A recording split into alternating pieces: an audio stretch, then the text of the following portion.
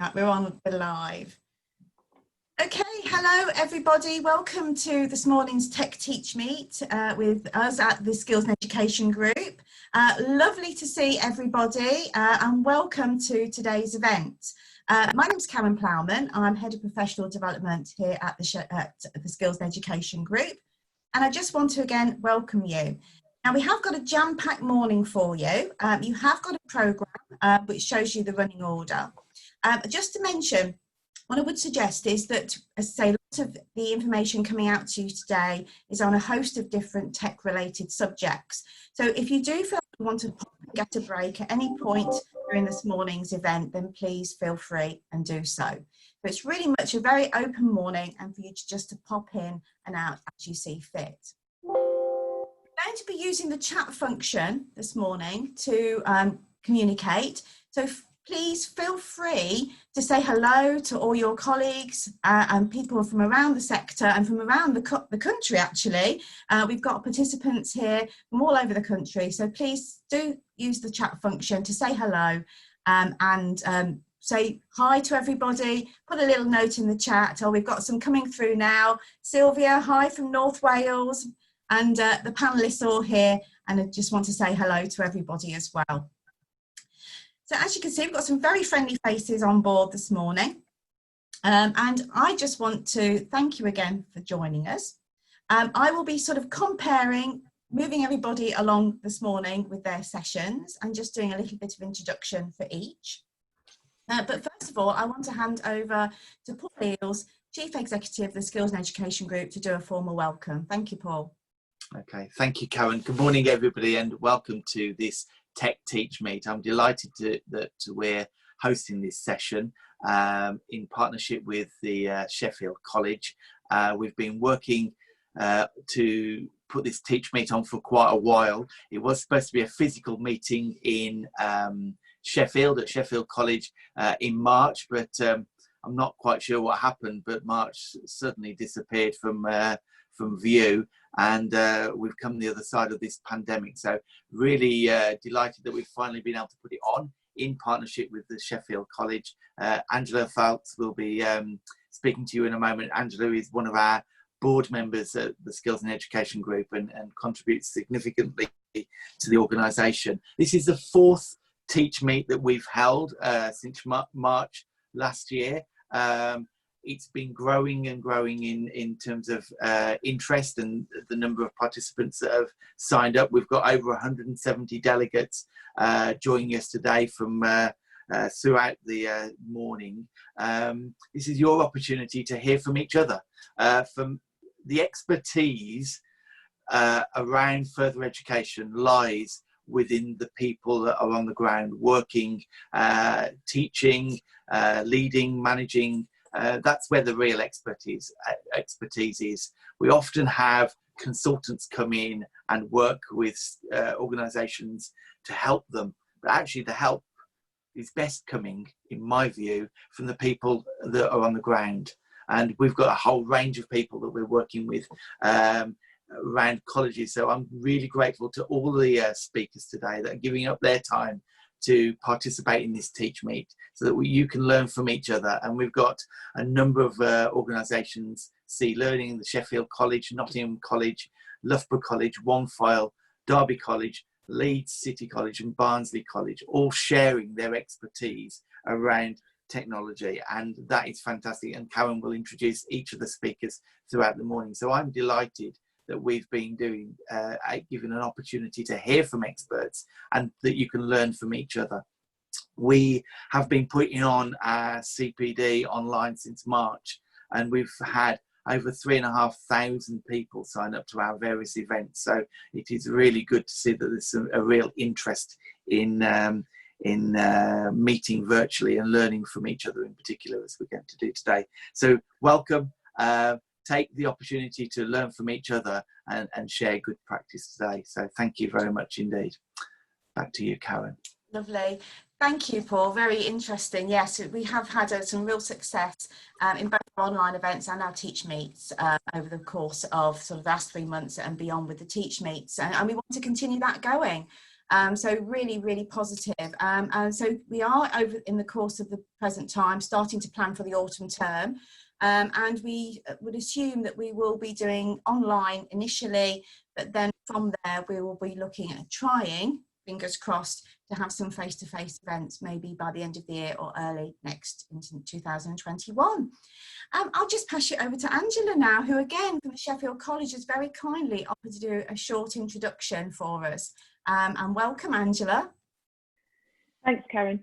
Hi everyone, and welcome to the Tech TeachMeet, which I know Paul's already said it, but I just wanted to be able to say that too. Isn't it appropriate that this is held on an online format? I mean, how appropriate is that? Even though we were really looking forward to hosting this with the Skills and Education group in March, as you've said. But because we couldn't do it, this is going to be just as inspiring, just as motivating, if not more so really, because it plays a little bit into where we are, doesn't it? I think it's great that everyone is here to share practice, to share their expertise and experiences, and to offer support. I think we, as a sector, one of our best features is that when we come together to share innovation and expertise, we really are inspiring for others, and we can make a difference to our local communities by sharing this kind of energy that we've got around things like this. And what I've seen at the Sheffield College is an enormous amount of energy around digital and edtech, learning online. People have really, really gone the extra mile in the last 4 months, and it has been amazing. So clearly what you've got on your agenda today, the topics are really salient, and the support that you can provide for each other to make sure that enhancing delivery through digital methods is top of the list. Who'd have thought we were going to be saying that kind of quite so collectively 4 months ago, but some of us were. So most of the people who are presenting today have been working hard at this for a long time. And at the Sheffield College, we've been working on this for the last couple of years.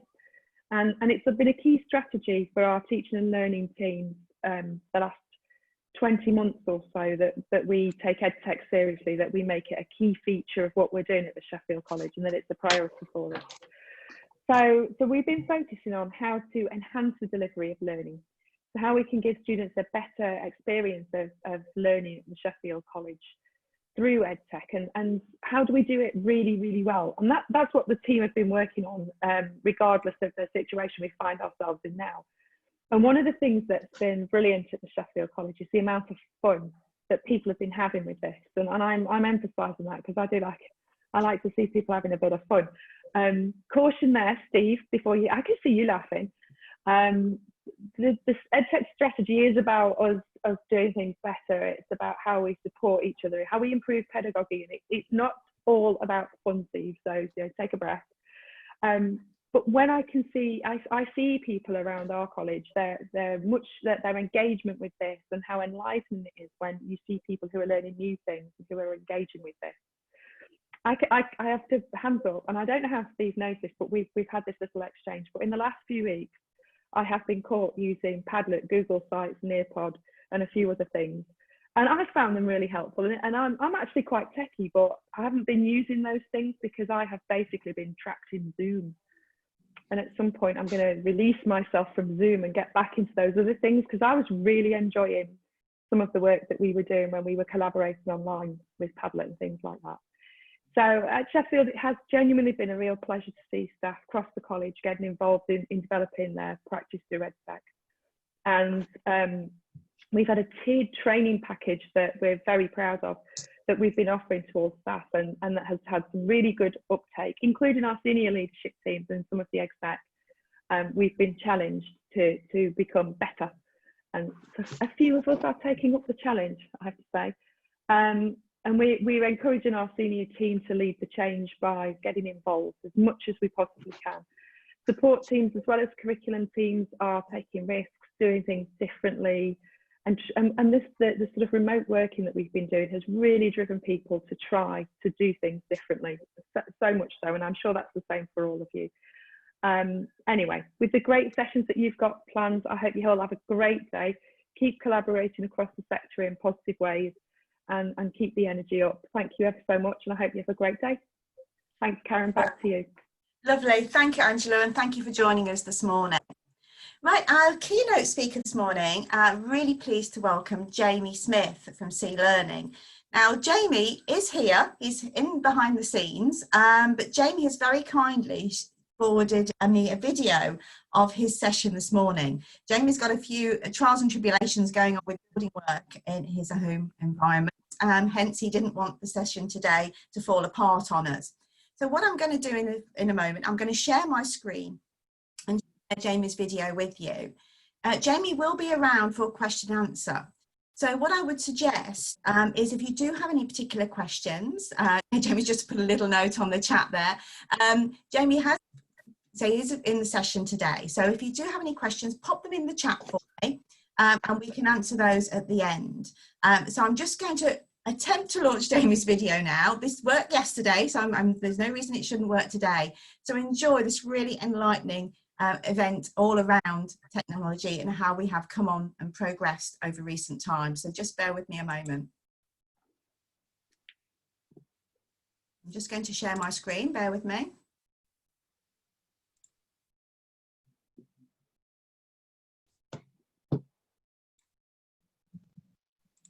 Hi, good morning, and thank you for inviting me to be part of your event today. It's a real privilege to be asked to do so. I was asked to talk a little bit about some emerging themes that I'm seeing in my world of education technology that are impacting on educators across the world right now. So I'll happily move on to that shortly. Just by way of explanation, probably at the moment I'm a little dot in the left-hand side of the screen. And you're probably thinking, why is he dressed up trying to look like a helicopter pilot?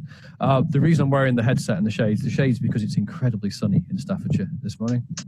And the headset because hopefully the microphone gives a pretty good quality of sound recording. So what I want to do now is share a few slides with you, which hopefully you will see on the screen in a couple of short moments. I'm going to spend about 15 minutes or so, or thereabouts, maybe 20 minutes tops, just going through some of the emerging themes I'm seeing shaping education right now based on what I'm hearing and seeing. I've called it Welcome to the 20s, kitchen classrooms, teachers' pets, and the never normal, because those words seem to kind of sum up a lot of what we're probably all experiencing right now, trying to teach from the kitchen or similar. And those of you who've got pets like I have, and I should say by way of warning that I've got a dog in the background right now, like probably many of you might have. And he has this habit of he falls asleep, and then if he twitches while he's asleep, like his paw twitches, he thinks he's being attacked by something. And because he's a hunting dog, he suddenly goes into a frenzy of aggression, barking and yelling. So if that happens in the background, then that's just that is what it is. I do apologize, but this is the new never normal, isn't it? You know, the unforeseen things that pets do, or similar when we're working, living, teaching and learning from home and trying to keep things going. And I called it EdTech is roaring in the 20s because I'll come on to that throughout the presentation, because I think there is a good chance we're going to see that, and I'll explain why. So just by way of proper introduction, sharing my details, I'm Jamie Smith. I'm the executive chairman of a leading Google for Education partner called C Learning, and I own a number of other education technology companies as well. That's my Twitter ID on there, @CloudBusiness9. I love Twitter because it's immediate and easy and quick to respond to. And so if any of you are on Twitter and want to have an ongoing conversation after today, I'd absolutely welcome that. So please feel free to reach out to me on Twitter or to drop me an email. Time of change, understatement or what? You know, we've probably all heard lots and lots of times this phrase about we're living in a time of unprecedented change.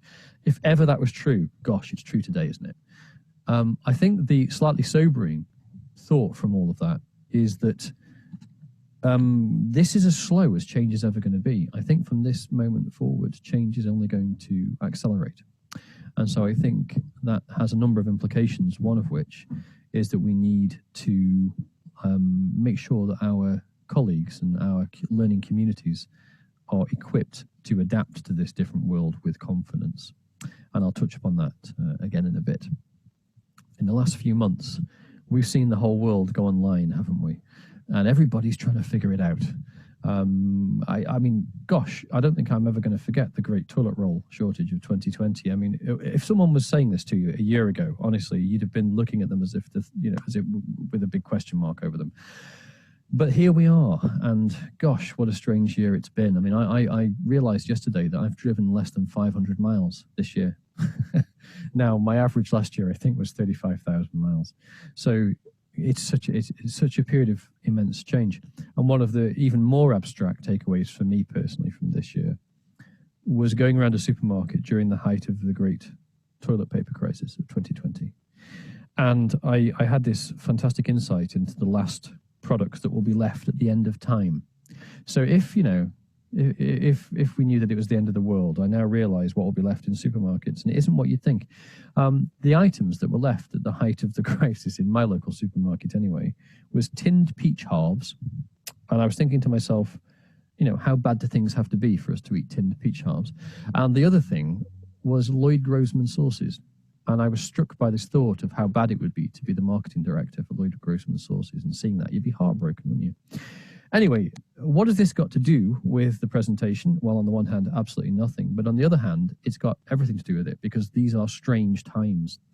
And those of you who are familiar with the 1920s or have studied it in any way, shape or form will know that there are some weird similarities between then and now.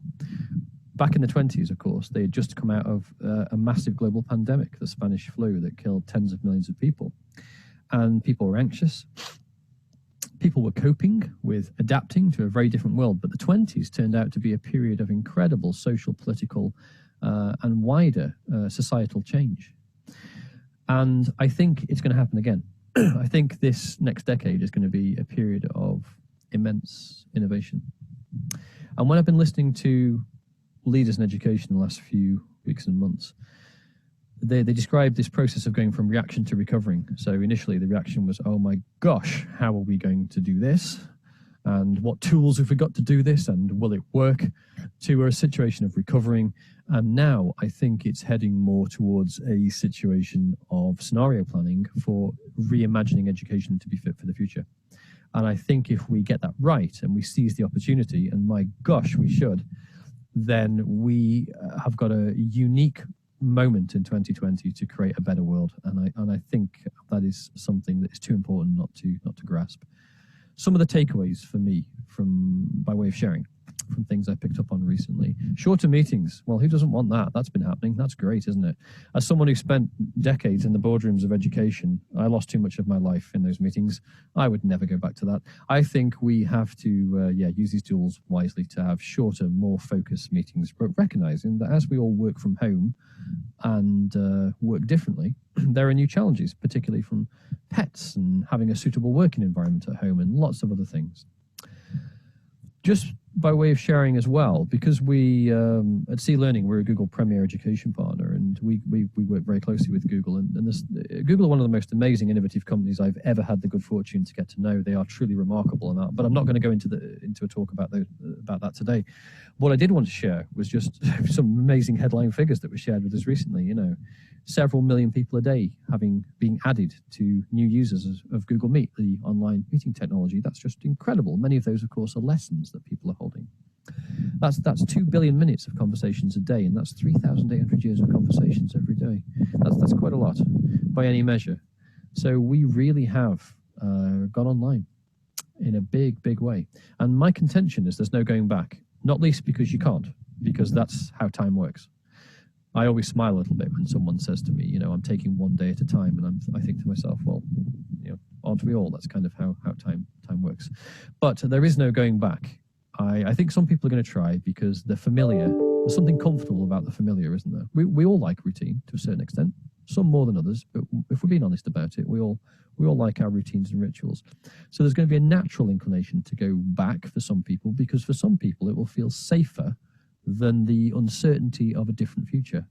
But same throughout all of human history, there's no choice about that. Change is inevitable. And I think we just need to equip people with the confidence to embrace a new future and to see the possibilities that are in front of us. I know I've seen in the last few weeks that campuses might have been closed, but learning remained open. And I think the implications of this are that we need to reimagine our learning spaces and what we use them for, because I don't think we're going to be using college and university campuses, for example, in the same way ever again, not just temporarily. I think whether social distancing comes or goes is not kind of the issue. I think students are seeing a different way and experiencing a different way of learning. And I think it gives us an exciting possibility to create a smarter planet, a much smarter planet, actually, that's far more sustainable. Now, I'm not going to make predictions as such, because I used to run a Church of England school where I was the chair of the Board of Governors. And I remember a colleague from the diocese saying to me once that if ever I wanted to hear the sound of God laughing, I just needed to tell him about my 5-year plan. And I've never forgotten it, because it resonated with me, because I do think sometimes we overly plan, and we're living in a very fluid, emergent world, and more so than ever.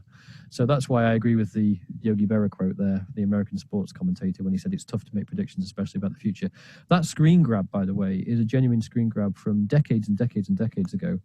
And if you get the slide deck after this particular presentation, it's worth reading some of the text, because all those decades ago, they were talking about how technology was going to be effectively replacing the teacher in the classroom, and the teacher would just be this person in the back augmenting the learning, so to speak.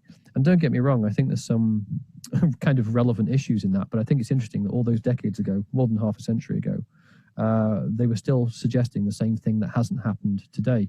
And the reason for that is that the most important technology in learning is the teacher. It's the person. Learning is a social process, and technology is just tools that we use to achieve a certain thing. Now, they're very important tools. It'd be very difficult to be an outstanding teacher in today's world and not use any technology. That would be very, very difficult. But it is all about people. I've said many times over the years that you're not stuck in traffic, you are traffic. And I think quarantinis, as I've called them on here, they're just not going to be willing to travel in the way that they used to. They're going to want to do things differently, and they expect intuitive convenience. And their health is also now a critical priority, as is the planet. One of the biggest social movements in the last half a century was caused by Greta Thunberg, of course, who started the whole climate emergency kind of movement that then gave rise to Extinction Rebellion and lots of other things. And I think that this isn't a temporary thing. This is a different way of thinking and working, and young people have very, very different expectations.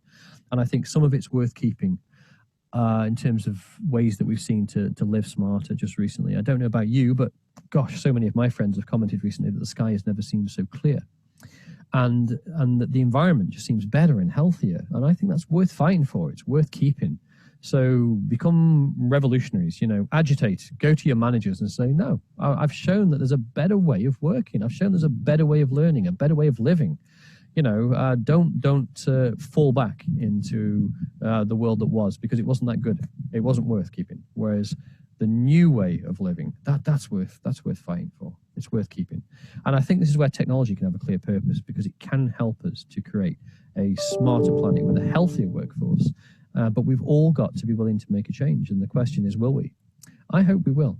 Now, there's also some bad stuff that's come out recently, of course, from this new world we're in. And that's why I've said, gosh, not everyone has a MacBook and cake, because digital poverty is a big issue. And of course, many of you guys don't need to be told this. You already know this, but we've known for a long time digital poverty is there. It's just that what's happened since the pandemic is that it's brought it into incredible stark focus, hasn't it? So people who don't have access to the right kit or even a safe and secure learning environment at home, these are big issues.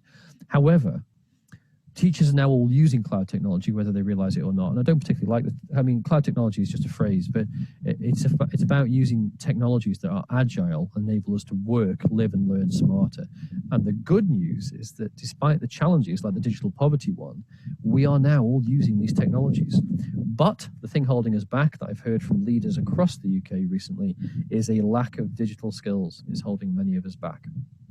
And that's why we need a different approach to how we develop our workforce.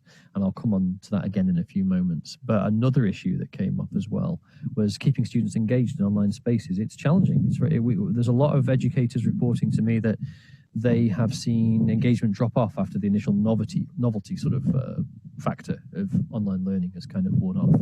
Now, I've also seen some amazing practice about how that's been redressed and recovered. And I'm happy to share that out. I haven't got time to go into it now, but if anyone wants to pick up that with me at a later point, be absolutely happy to go through that in more detail. I think part of it is remembering that a dull lesson put online is still a dull lesson. This is an opportunity to pause, as David Jones OBE would say. This is our chance to pause and reflect on reimagining how education could be. And I think we absolutely need to seize that opportunity. Wi-Fi, gosh, isn't it an essential utility now as well? I think this is a big issue that's come out from our research recently that we were doing. Is not everybody's got even basic Wi-Fi, never mind fiber. So I think we need to address that, and that's a government investment issue really. And we've all got a role to play in it. We can look at clever ways of helping, and this is why learning resource centres in colleges in particular and universities are so critical, because they provide that safe, secure, resourced space for people to learn, and there's always going to be a need for that. That is the learning resource centres, I think, are a massive part of the future. So broadband, big issue. If you don't believe it, just unplug your router at home and see the reaction you get from anyone should you live with them. Watch the reaction. I know in my house they behave like their oxygen supply has been cut off. And one of the key big messages, I suppose, coming out of the first year of the 2020s is it's about adaptation. You've got to be agile. If you can't adapt to changing circumstances around you, gosh, there's a problem. Those schools, colleges and universities that had already made effective use of cloud technology to enable people to work smarter and work differently, well, they transitioned relatively easily. They had other challenges like digital poverty and lots of other things, but they transitioned much easier. So they were able to carry on functioning, whereas many organizations really struggled. And this is where I'm going to pick up again on the why factor. Why is that? And the critical success factor is people. So if you're one of these, people who's had CPD done to you, as is often described to me when I ask people what their CPD is like in their organization, they usually say, well, it's done to me, and it's about compliance, usually to do with something bad that could happen to you, like radicalization or whatever. That's not strategic workforce development. It might be necessary for compliance, but we need to look much more strategically and have a much bolder vision for how we develop each other and support each other on this journey. And it's a continual learning process, and we have to invest in strategic workforce development completely differently to how it's been done in the past, because that's the only way that we're going to be fit for the future, and it's now essential for success. Up to now, educators, in my opinion, have largely been doing it themselves. They've just been left to do it by themselves.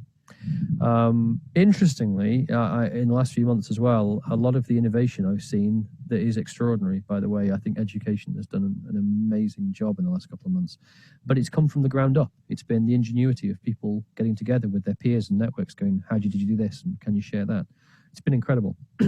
So having the right tools for the job, really important. I've seen some organizations using one teacher was describing to me how they were using every conceivable video calling technology that's known on the planet.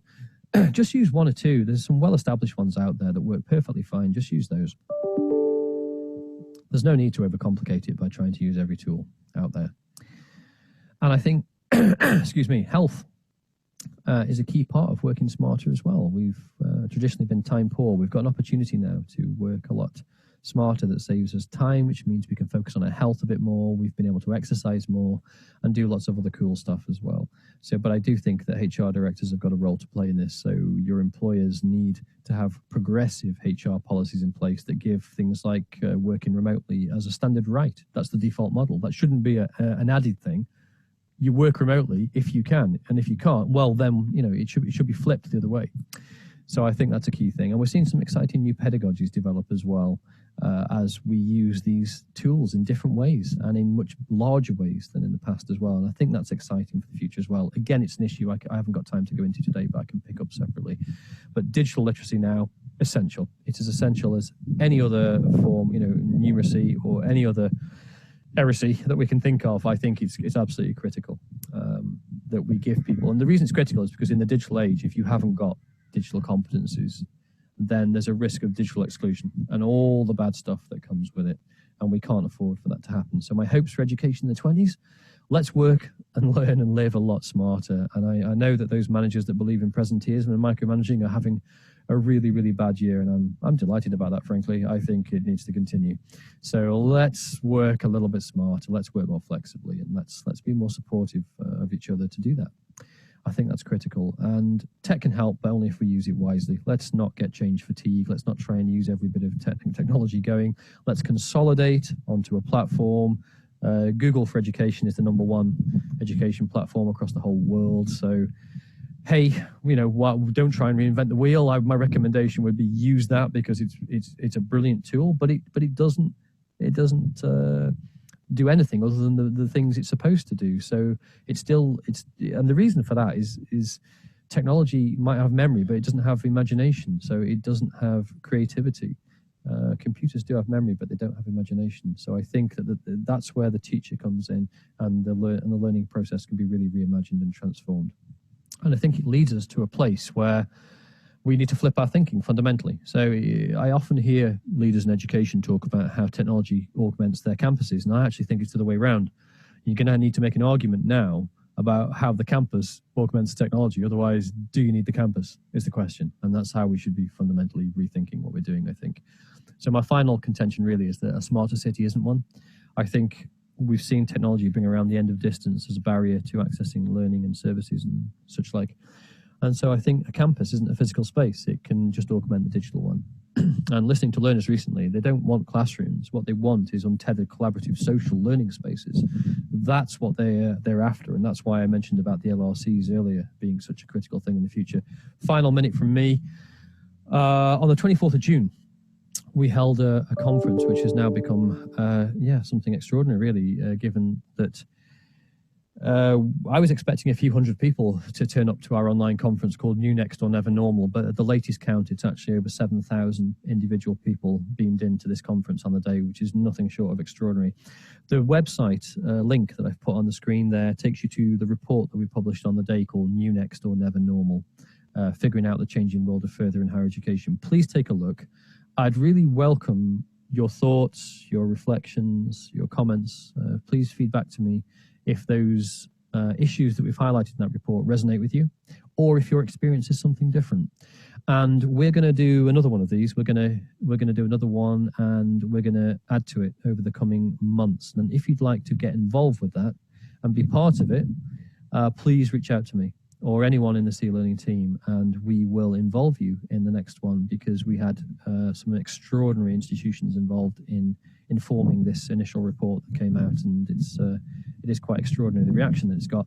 That's it from me. I really, really appreciate your time listening to this. I hope the rest of the agenda looks fantastic for the day, so I'm sure it's going to be an absolutely brilliant day. That's my Twitter address again on there if you want to reach out to me, or my email address. And just like the fabulous Harold Lloyd on that slide that I've got on the screen right now, I'm out of time as well. Thank you very much, and have a great rest of the day. Hi, good morning, and thank you. Bear with me a moment. Right, I've stopped sharing the screen. We do have a couple of queries there. Jamie, are you with me? Is he there? I'm not sure if he's, maybe we've lost him. What I can suggest, perhaps, as we've lost Jamie for the time being. I think he's operating through the chat. He's operating through the chat. Yeah, there was a couple of attendees there with their hands up. Steve, did you want to, let me just allow you to talk. We've got Stephen on board with us this morning. Stephen, are you there? Let me just unmute him.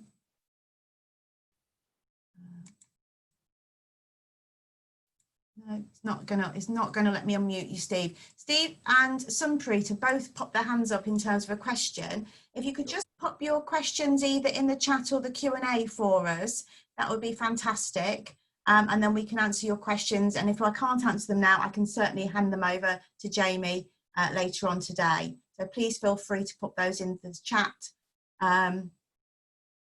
Petra, sorry, I didn't see what, oh, right.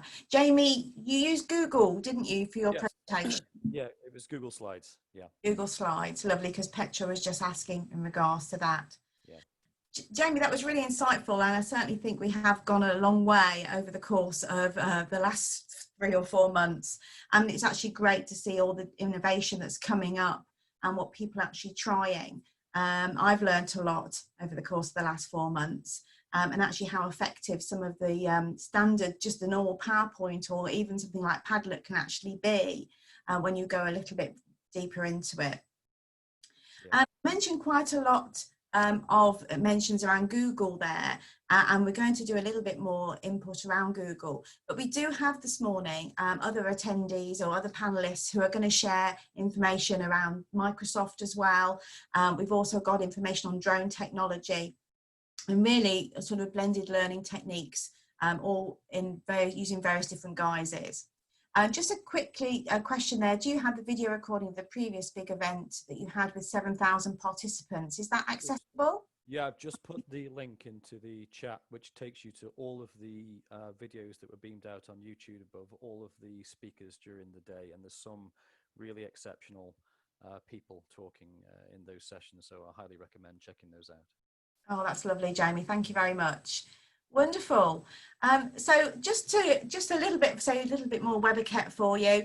We are using a webinar function for today's event. That means that you can hear us, but we can't hear you. So feel free to talk normally in your own environments. Doesn't matter if the dog barks where you are particularly.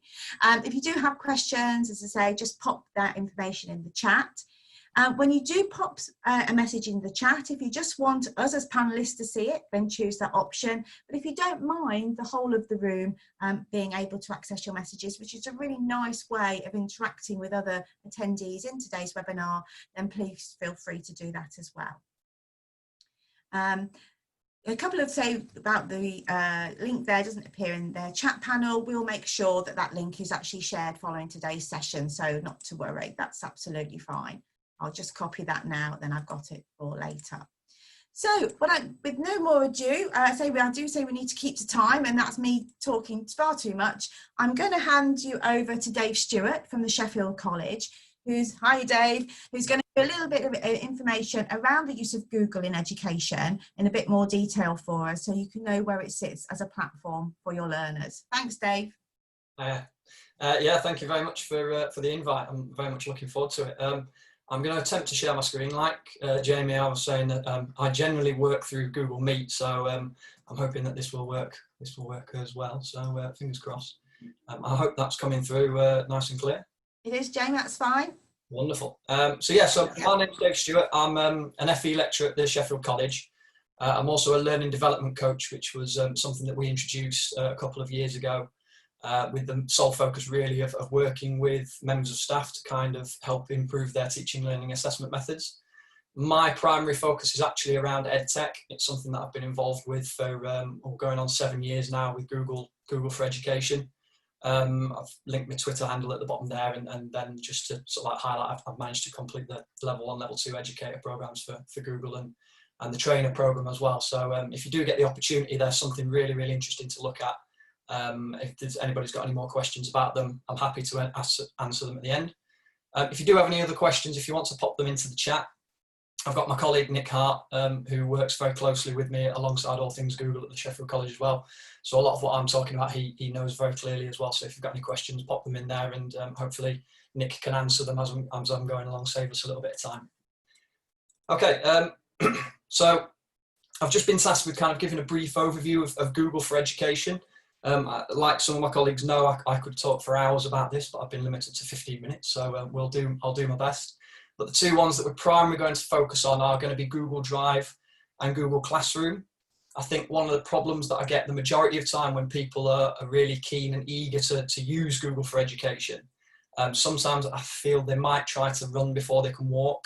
So a lot of the time they plough straight into Google Classroom and then come up against some little some little cul-de-sacs and can't work out why it's not working. And sometimes I feel just a kind of a whistle-stop tour of some of the applications like Google Docs, Slide Sheets and Drive just allows you to kind of understand why Google Classroom does what it does. So we're going to cover most of them. So as I say, brief overview of the different apps that are available. I'll look at some of the key benefits of Google Drive and how that works, before then talking about Google Classroom and how we've been using it at the Sheffield College and how we're using it in innovative ways as well. And then, as I say, any questions can be shared at the end for people to answer. So first thing we get a lot of the time is what is Google? And I think the problem is that a lot of people might still think that all Google is a search engine. And it is a brilliant search engine. As I say, it's so much so that it's now its own word in the dictionary, I believe. But what I want to try and stress is that Google is so much more now than just a search engine. And what they've actually been doing in the last 7 years or so, since I've been working with them in 2013, is they've started to develop applications and programs with a specific target for education, and trying to make as much of that free and available to as many as they can. As far as I'm aware, most of the applications that you can get are free to use, and can be linked quite easily with a lot of existing infrastructure that are at colleges and educational establishments. So hopefully we'll look a little bit further on from that. To give you a bit of a range, these are the primary apps for education. There are more that could be added to this, but these are the primary ones. And like I say, we're going to be focusing predominantly on Classroom and Drive, but docs, sheets and slides tend to be just you might have heard of Microsoft Word, Microsoft Excel, Microsoft PowerPoint. These are just Google's versions of them. And actually sites at the end is something that's become really, really interesting for us recently. And been having great fun building some Google sites, but we'll just focus on these. And as it says at the bottom, primary reason for using these is to help and organise and complete work. You're able to track assignments and due dates, and you're allowed to allow the students to submit the work from home, and they can receive the work from home. So as Jamie was alluding to before, everything can be done remotely. There's no need to obviously come in and hand in a physical copy of anything. So with that being said, one of the other real key benefits I find with Google is the fact that you only need the one password. So once you create your Google account, you're able to sign into that. And once you sign in with Chrome once, it then gives you the login to all of those other programs, all of those other tools that Google permits for you. So you don't have to be constantly flipping in and changing passwords and what's my password for Padlet, what's my password for Google Classroom, it's all there with one password, very easy to access, very secure. And it just saves a lot of time. So we're moving on from that really. So like I say, Google Drive. This is Google's cloud storage system. And again, sometimes when I say that to people, I still get a blank look. So the way I kind of describe it is it's like an online USB pen. It's something that you can store online. It keeps all of your work safe through the internet, and wherever you've got an internet connection, even if it's just 4G through a mobile connection, you can still access that program. And all of these applications that Google have are all downloadable as apps on phones. So we've had students using phones within classrooms, tablets, laptops, and they can still engage with it all as well. So hopefully trying to overcome a little bit of that digital poverty that we talked about before. If they're able to use existing technologies that they've already got, then there's no need to go on from there. So to kind of delve into the 3 key points that I've highlighted there, the one is that you'll never lose a piece of work again. I'm sure you might have come up against students that might have had these excuses before, or problems that they've had before, where they've obviously gone into work and then, or gone into college and then they've lost the work for whatever reason. And these are just some of the excuses or some of the sob stories that you might get. I don't think we're at this point anymore. But like we say, with more and more dogs being at home and causing interruptions to delivery methods and everything, maybe they have. But what it allows you to do is, because you save it online, there's no need for anything to be lost again. Google has this fantastic function where it automatically saves all of the changes that you make on whatever document you're working on, whether that's a Google Doc, whether that's a Google Slides presentation, or whether that's a Google Sheets spreadsheet. It's all saved automatically. It doesn't matter how big or small those changes are. It can save a spacebar type. It can save pasting of an image. It can save pasting in of a video as well. It doesn't really matter. It will automatically save it, and it's automatically updated to the cloud as well. So should the internet go down, should a power cut occur, whatever it might be, it's still all accessible for you there. The other added benefit is that all those changes are actually stored in a file archive.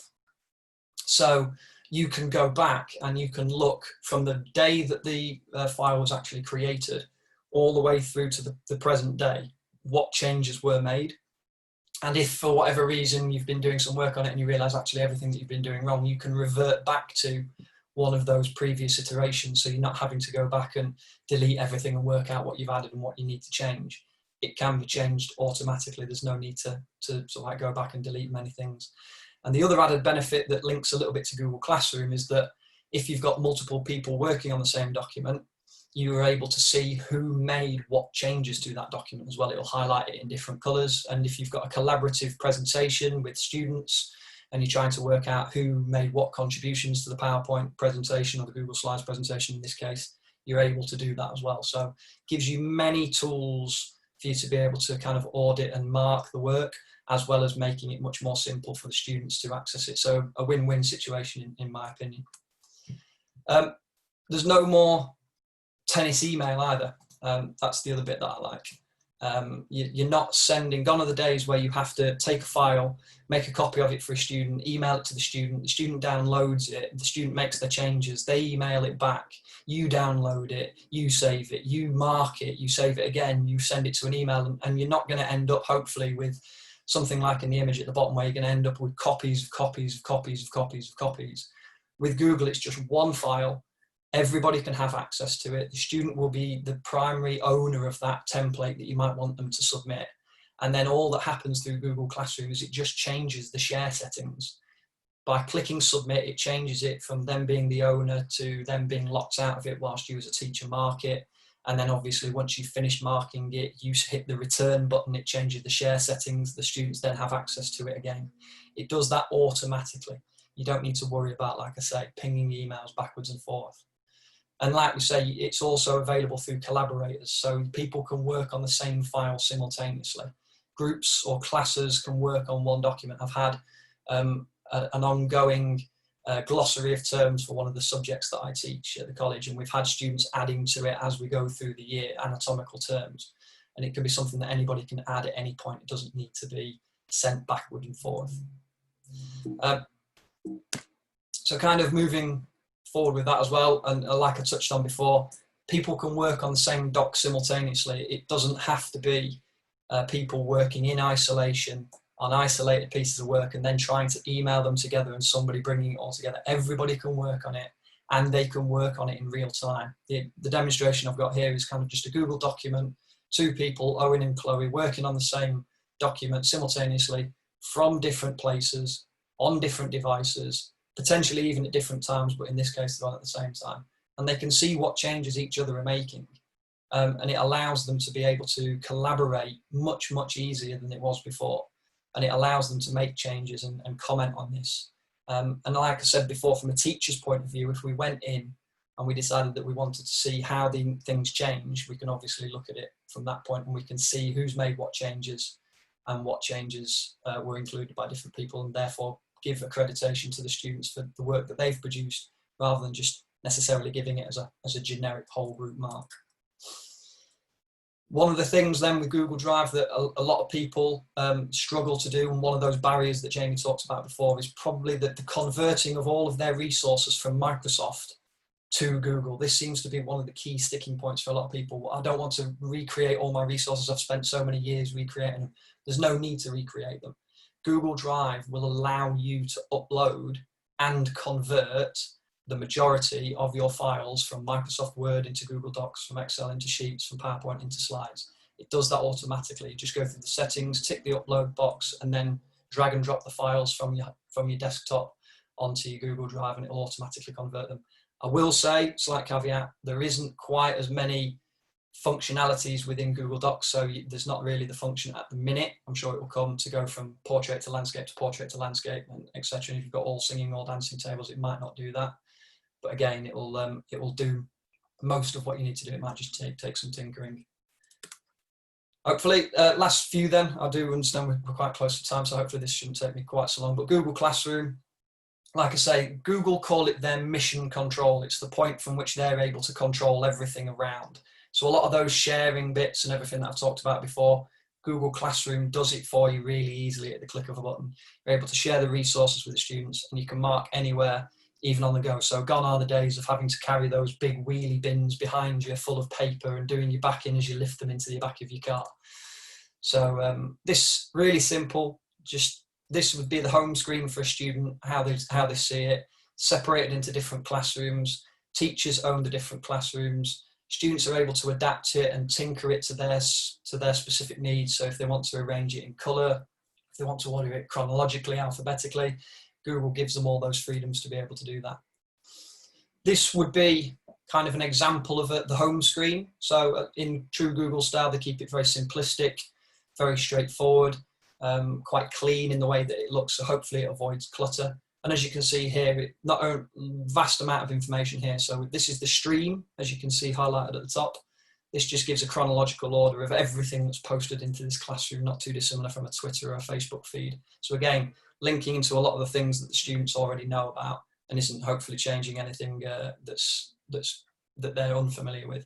We've got due dates on the left-hand side for assignments that are upcoming, and it automatically interlinks with Google Meet as well, so you can host Google Meets online as well. Looking at the classwork, again, gives you the option to create assignments. You can do self-marking quizzes. You can set questions, so to promote class debate and all these kind of things, which is really positive as well. You can post material. That can be anything from any kind of imaginable file that you can think of, including YouTube videos. And it allows you to reuse posts, so you're not having to create the same assignment in the same class for 2 different groups. It gives you that option to recreate it as well, copy and paste in essence. People, again, gives you the ability to collaborate with other teachers. You can have more than one teacher in a classroom. So again, opportunity to share resources. I've had many staff join my classroom as a means of actually completing CPD to see how I've structured my classrooms and how I go about using them. You can add students, and there is also the opportunity to invite guardians and actually have guardian updates sent to parents should you wish to opt into that. But again, it's not something that we necessarily use at the Sheffield College, but there is that function there for you. And then in terms of marking, again, like you can see, easy to see, very simple. Who's turned it in, who's yet to turn it in, who's received what marks, who hasn't received what marks. You can change the grading criteria to whatever you see fit. Majority of the time it defaults to 100 marks in terms of percentage, but you can mark it however you want. And all of it's collected there, easy to see. So again, gone are the days are losing work, students claiming that you've lost their work. It's all there. Students' deadlines as well, you can set whatever deadline you like. So again, gone are the days are of students saying, oh yeah, I handed it in on time, but you weren't at your desk or whatever. And it's all done through that clock. So like I say, really quick sort of like overview of Google Drive and Google Classroom. Like I say, I could talk about this for hours and everything. But if anybody's got any questions, again, as I say, feel free to pop them into the chat, and hopefully I can answer them, anything for you. So hope that's everything for you. Pleasure as always. So as I say, just if there's any more questions, please feel free to ask them. Lovely, thank you, Nick. Really enlightening. Just to sorry, I'm getting the names wrong this morning. My brain's going do-wally with everything I'm planning.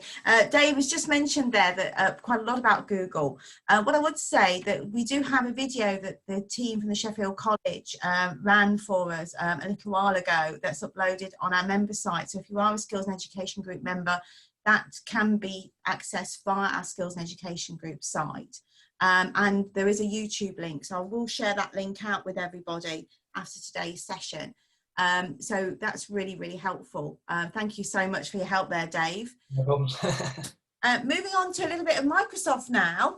So we've done quite a lot on Google, but moving on to Microsoft, we've got Rich Buckley here from the Nottingham College. Morning. Hi, Rich. And Rich is going to give some information around proof listening and the use of immersive reader using Microsoft. Over to you, Rich.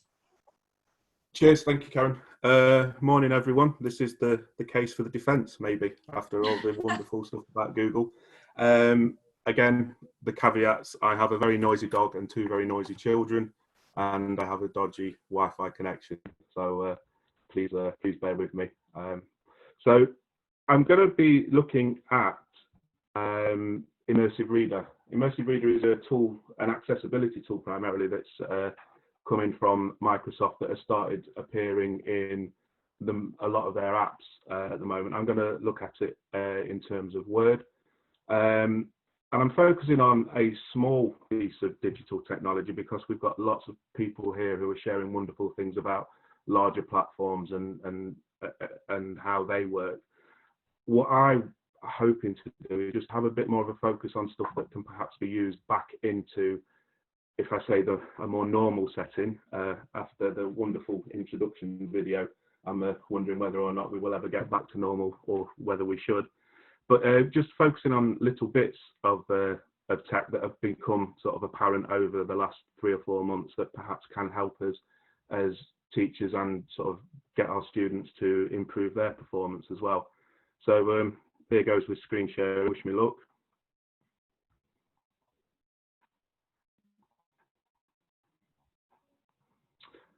So hopefully you should see a wonderful Word document. I'm going particularly high tech with this.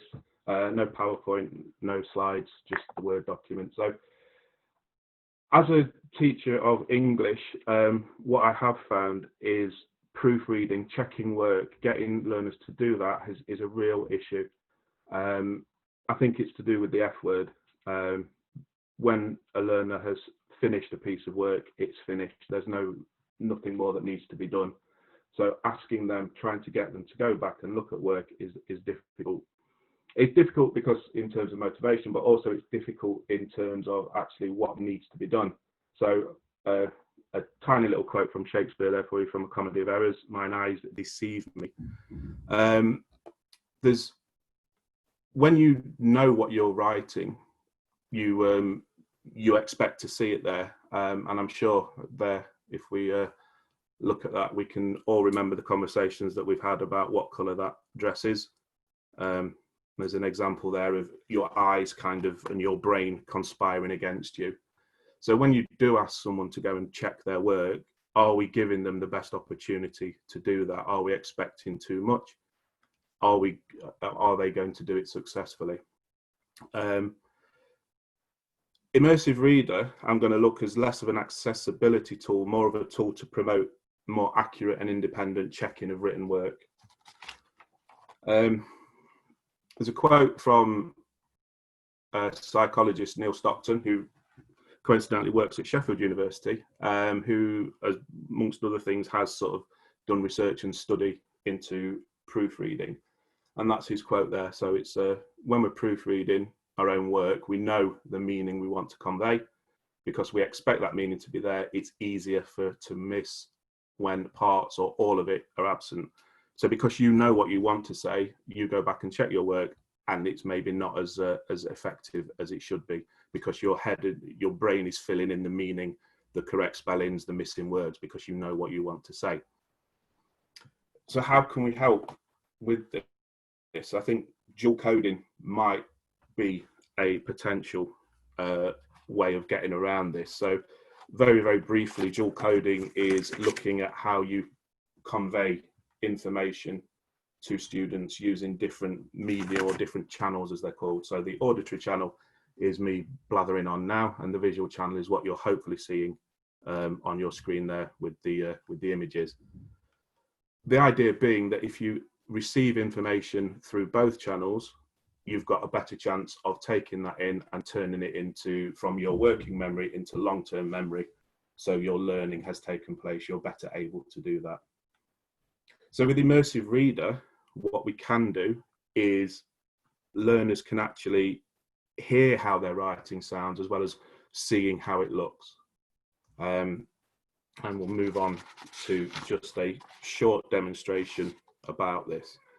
I think it's important to stress that I am not advocating that this is to be used exclusively. I think hopefully what people are beginning to understand through all this is that advocates of technology in learning are not advocates of removing people from learning. It's just a method that possibly might be able to use to promote more independence. Sitting with learners one-to-one on feedback is a massively important part of what we do. However, it's time consuming. It takes you away from the rest of the class. If this can be added, then it may well be that people are better able to improve their work for themselves before they come to the teacher for that final sort of feedback, and it will make things a bit easier for everybody. So what does Immersive Reader look like? Here's a very short piece of writing. It's the opening of an extended piece, and the learner is ecstatic with it. It's taken them half an hour and they're done. They want to move on. I'm finished with it. So how do we get that person then? How do we get that learner to go and check and sort of see what they're doing and how it can be improved? Well, because they've written it, if you just go ask them to check it on the screen or the paper, or ideally screen, otherwise immersive reader will have difficulty in working. Because of what we've just briefly looked at with the idea of your brain knows what you want to write, so you will see what you want to write, we can actually listen to it as well. So if we go into immersive reader through view and then choose immersive reader,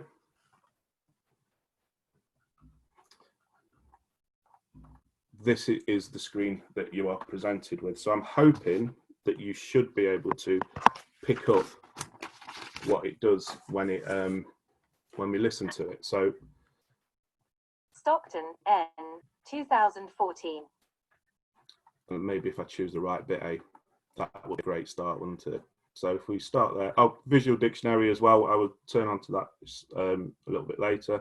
Writing about dinosaurs. A very long time ago, when world was still one very big land mass, dinosaurs were about. There are very many dinosaurs. Some were very big and some is very small. Some flew, some walks and some swim. They were all very different, and the difference are the focus of this essay. So by using immersive reader, you can see we've got this dual coding effect. We have the words being highlighted sort of karaoke style, which is the visual channel, and then you've got the auditory channel as well, with it actually being written back, read back to you. So with those errors that are in there, the learner has got a bit more of a chance of picking them up. What you can do as well is change the voice setting. So we've got speed here. You can actually make it slower if you need to, or speed it up, and then change from male to female. For me, the female voice works. It seems a bit more natural, and perhaps then easier to listen to. So that first listening, people can maybe sort of pick up their errors and then go around and check them. But if we need to go a little bit deeper and then we're starting to look at how to improve writing, we've got some wonderful features here in the grammar options. And this is to do with parts of speech. So what Immersive Reader will do here is it will actually highlight all those different types of words in the writing for the learner. You can show the labels as well if you need to, if you want to highlight more parts of speech than just one at a time, which will probably work better. So if we go for adverbs and adjectives and just get rid of that, you can see here now that it's highlighted. Again, we've got this this color coding to help it, and you've got the labels above. So immediately this person can see that maybe they need to start looking at their use of very in terms of improving their writing. It's highlighted for them. Because they're reading it and they've done it and they don't want to do any more, that wouldn't be an issue. But if they can see it on the screen, they can see it, but they've used it, what, 1, 2, 3, 6 times in a few sentences, then perhaps they can start looking about changing it. Similarly, for grammar, rather than sort of style and tone, if we use verbs and nouns, we can check for subject-verb agreement. This is a very big thing. And also consistency of tense. We're starting with past tense and sort of staying in past tense, but then switching. It's even picked up that it's treating walks and swim as nouns, not even as verbs. So there's something wrong there. The learner can see that quite readily, rather than sort of being able to spot it themselves on the work that they've done. It's actually highlighted. There's something there that's not quite right. It will promote that further sort of investigation. Another brilliant feature of this to help is if we go to reading preferences, we can actually translate the writing into different languages. So wonderful for students that English don't have a first language. I think it would be fantastic to build confidence with reluctant writers into English, that they can actually hear back their work in their sort of first language.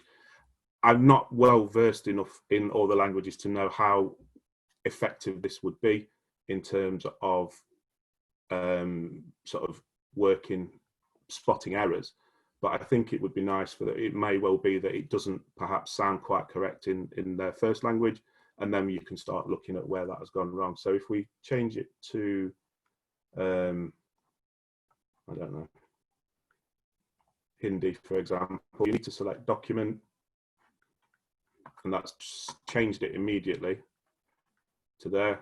And dinosaur के बारे में लेखन। एक बहुत लंबे समय से पहले जब दुनिया अभी भी एक बहुत बड़ा भूमि द्रव्यमान था, डायनासोर एबीओटी थे।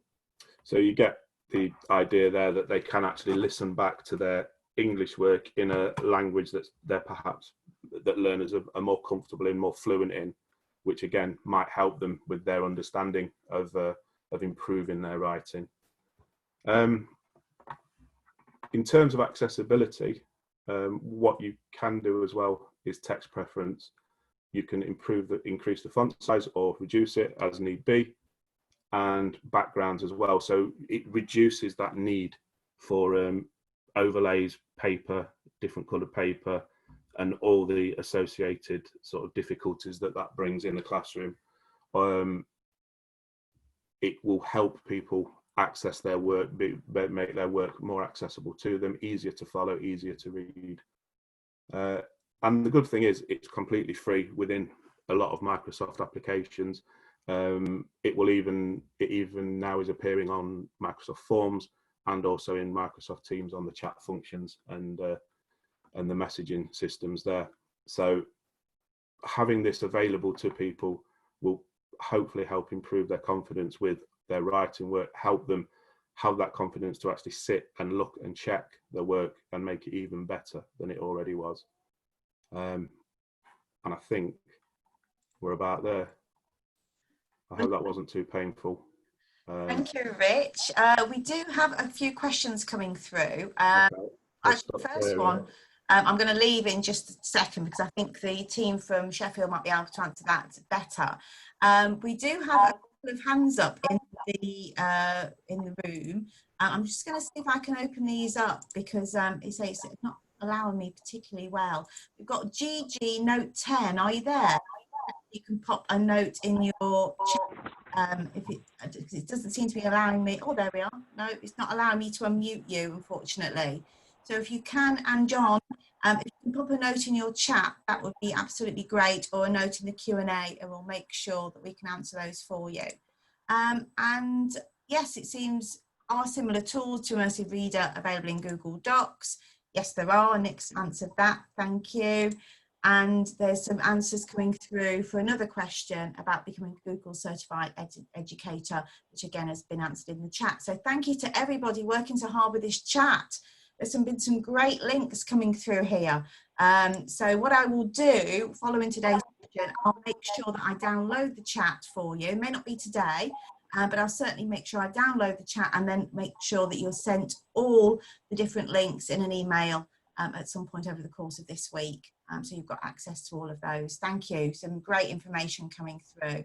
As I say, if you do have a question, it doesn't seem to allow me to unmute you on here. So if you could just put a question in the Q&A or a question via the chat, that would be fantastic. Okay, moving on then. We're going back to Google with Nick. Hi, Nick, you there? I will be when I unmute myself. Good morning. Hello, good morning, Nick. Good to have you on board. Thank you. Yeah, good morning. Thanks to Rich for that one. That was lovely. I was really interested in the Immersive Reader.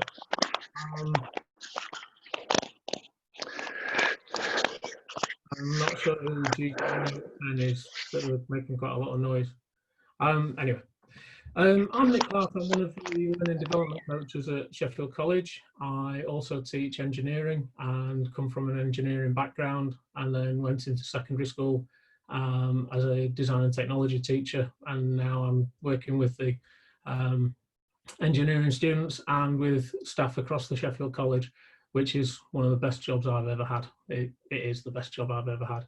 I know that there's been a little bit of discussion about very Google, and that's one of those things. I went into the world of Google for Education purely by accident, because I went to a CPD session that was held at the Sheffield College about 4 years ago, and my OCD brain sort of went, oh, I wonder if we could do this different. And then I ran it alongside a group that I was running in the traditional format that we'd run paper assignments and PowerPoints, and then I ran another group in Google Classroom. I made mistakes, the students made mistakes, but the students' work was far better. There was far better quality and far better quantity, and the students had more accessibility with the interaction through Classroom. So that's a little bit about the background. What I'm going to look at is Google extensions, or extensions for Google. So as Dave mentioned, we have a single sign-in. So up here, I have my single sign-in, and that allows me access to all my classrooms, my documents, my drive, my bookmarks, my registers when we're in college as well. Now, the big thing about Google is, because it's open source, people who are far cleverer than me can write pieces of software to help other people. And this is the whole idea about extensions. So the majority of us have a smartphone, and that smartphone, we will add apps to it, because the apps that are built into the smartphone are good, but we want to do something else. We want to personalize it. We want to be able to take photos or share photos, or we want to play games, or whatever we want to do.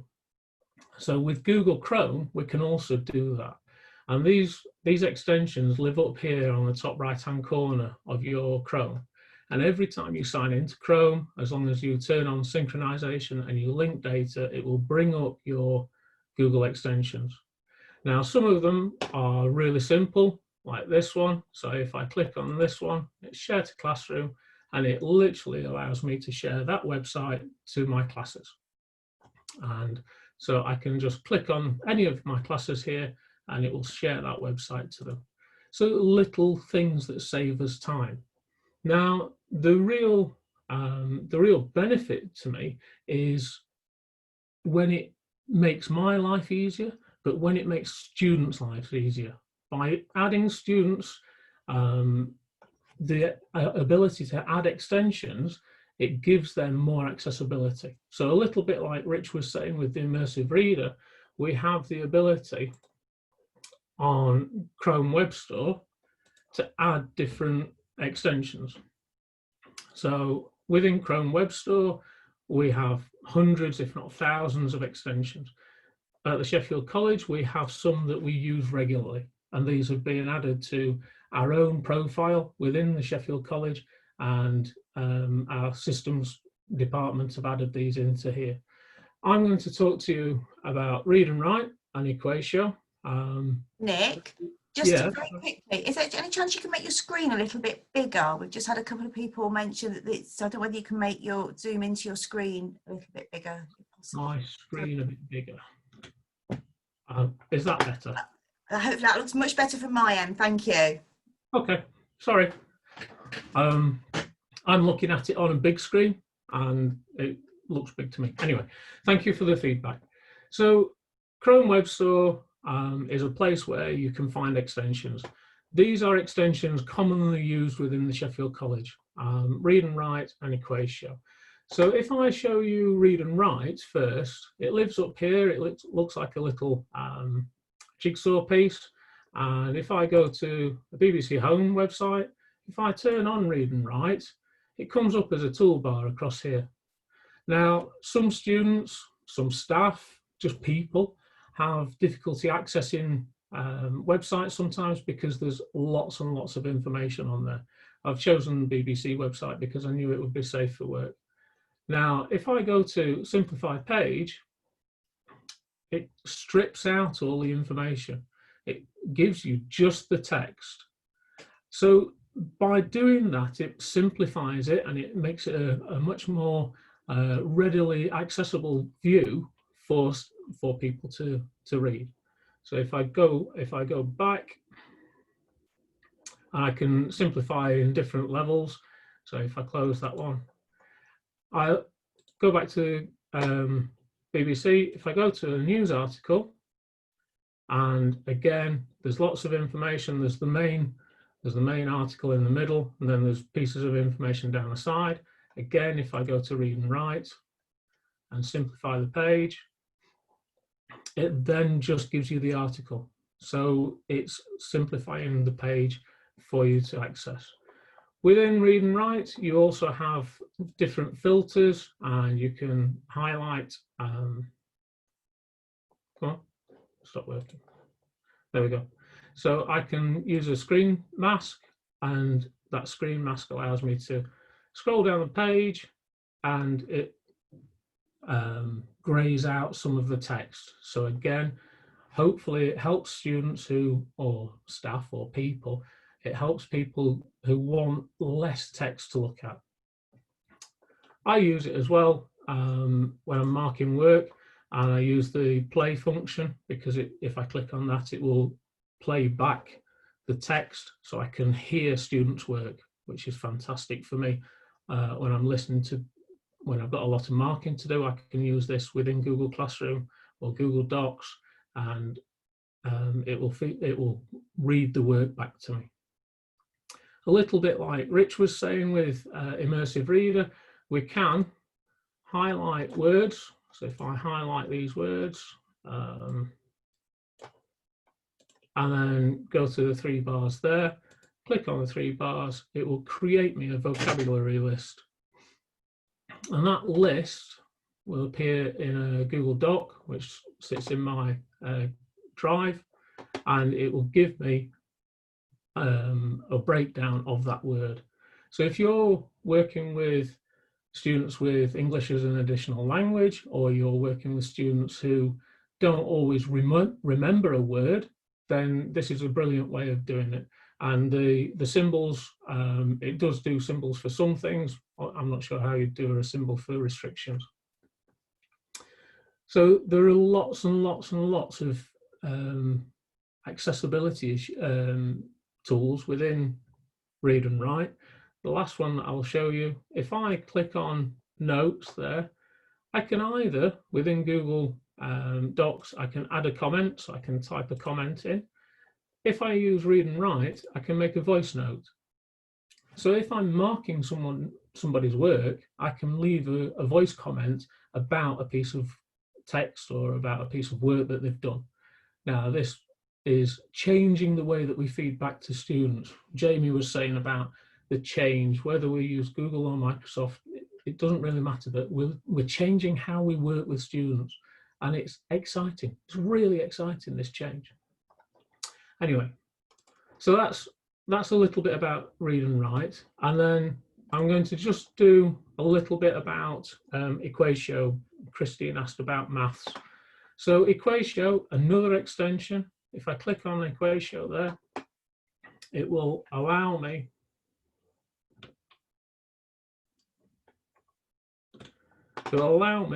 to work within a Google document or a Google slideshow, and I can now add in an equation.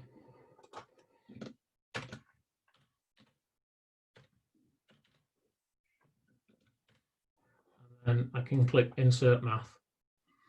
By doing that, it will put it into the document for me.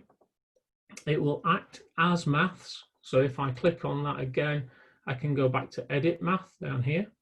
I can, if I copy that, I can go to Graph Editor, and it's brought it across. So I can then, let's do, oh, where's it gone? And it'll put it into a graph for me. Again, I can click on Insert and insert that graph into the document. So I can share maths materials incredibly simply, and very effectively. The other thing that we can do now is that we can also use that in a Google form.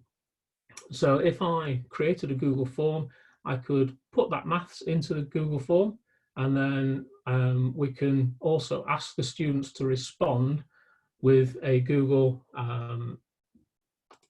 with a Equatio response. So if I go to my drive and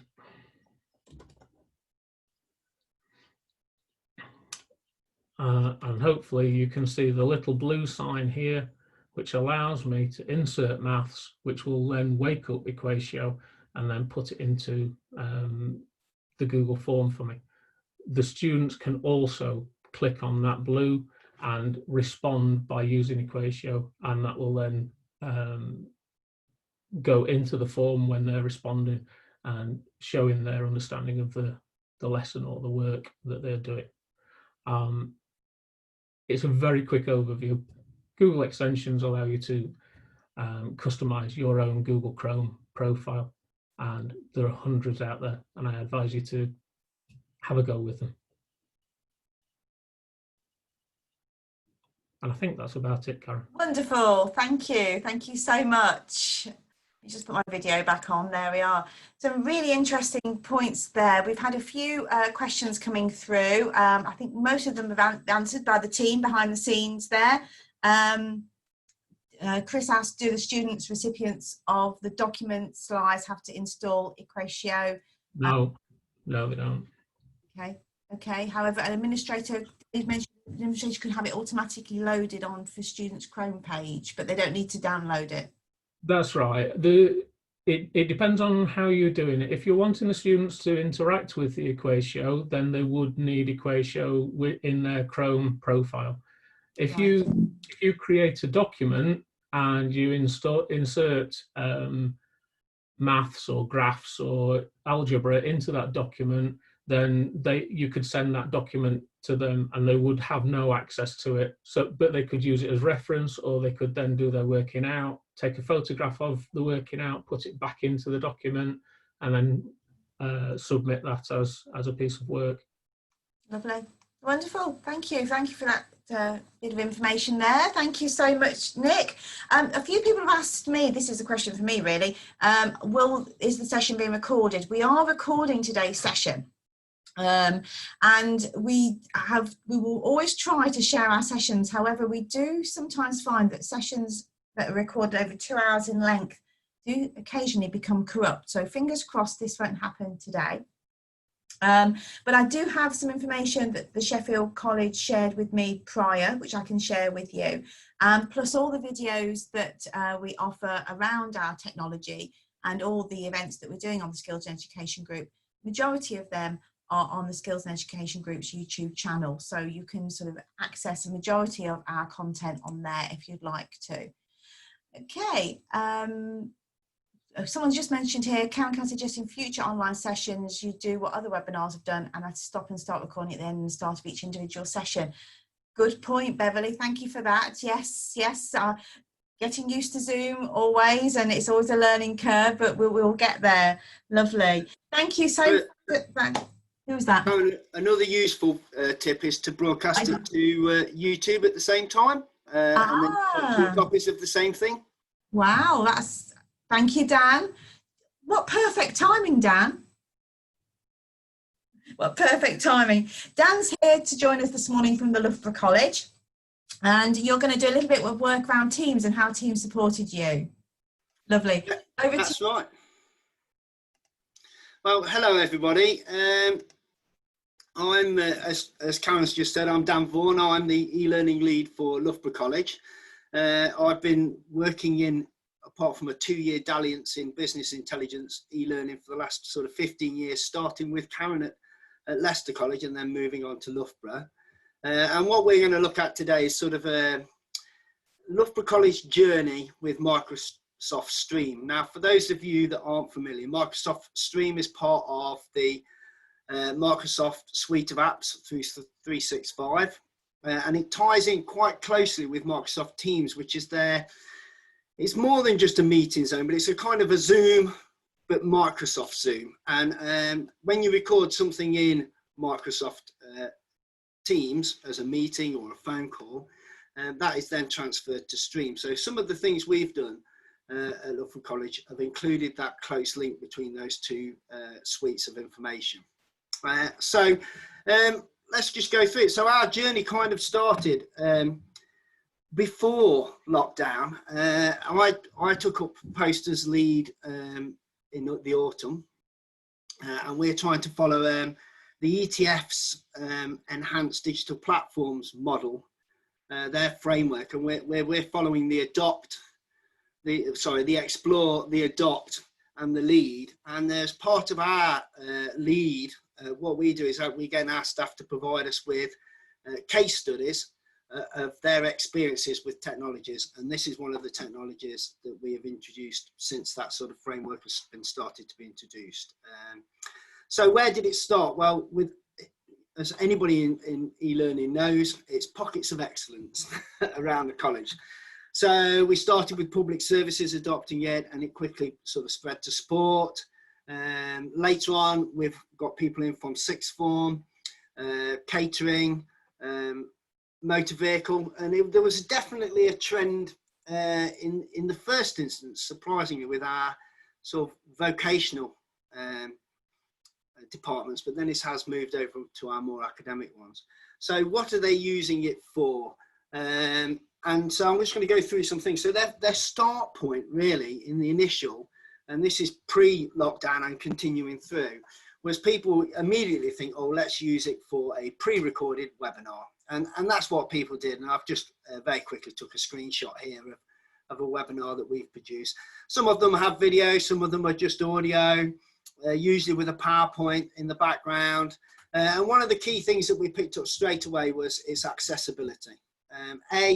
It provides the learners with the opportunity to determine their own schedule, even more important in the uncertain times that we're in at the minute, in terms of people not necessarily being able to attend a live webinar. There may be, you know, one person in a family of 6 with one computer, as we were talking about earlier in terms of digital poverty. So it facilitated that, and also it made things very accessible simply because you've got a transcript, although depending on accents, and if you're a bit of a mumbler like I can be, it can pick things up wrong, but you can go in and edit that. So straight away, that was our starting point. People wanted somewhere to put on some online webinars, and that's what Sports did for their blended learning program that they'd already got in place. And then as things progressed, we got our music people on board. I have actually forgotten in this share to turn on the audio, so I'm just going to try and just very quickly do that now. Okay, so, and this is something that one of our media technicians has produced during COVID, and it's just an example of how things can be simple or complex depending on your time. So hopefully you can hear this.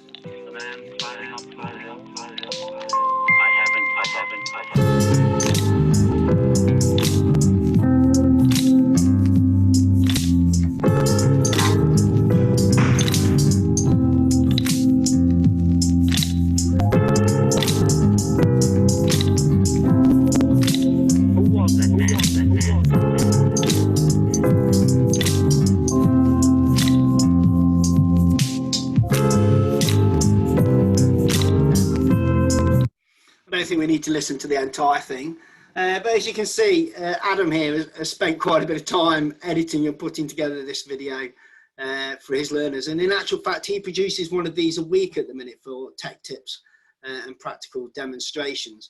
He's not the only one that's been putting practical demonstrations on there. We've had motor vehicle that have been recording things. We have had our public services recording. We've got a guy called James that's done loads of demonstrations for electrical installation. And, you know, they vary in quality. And initially, people were recording these videos and then uploading them. And that's what Adam's done there. And then Microsoft then introduced, So then Microsoft introduced a feature for recording the screen directly into Stream, which for some reason I've coined the phrase stream capture. It's not an official title, but it's just what I call it. And then the culture seemed to change a little bit because it was so simple and accessible that I'll just turn the volume off on this. But basically, what people started to do was sort of create more sort of, shall we say, throwaway videos. So they were being, public services found that they were being asked the same question a lot by a series of learners. And rather than just keep answering the same question over again, they would sort of collate those and just do a quick video and upload that online. As you can see here, this is one is from law.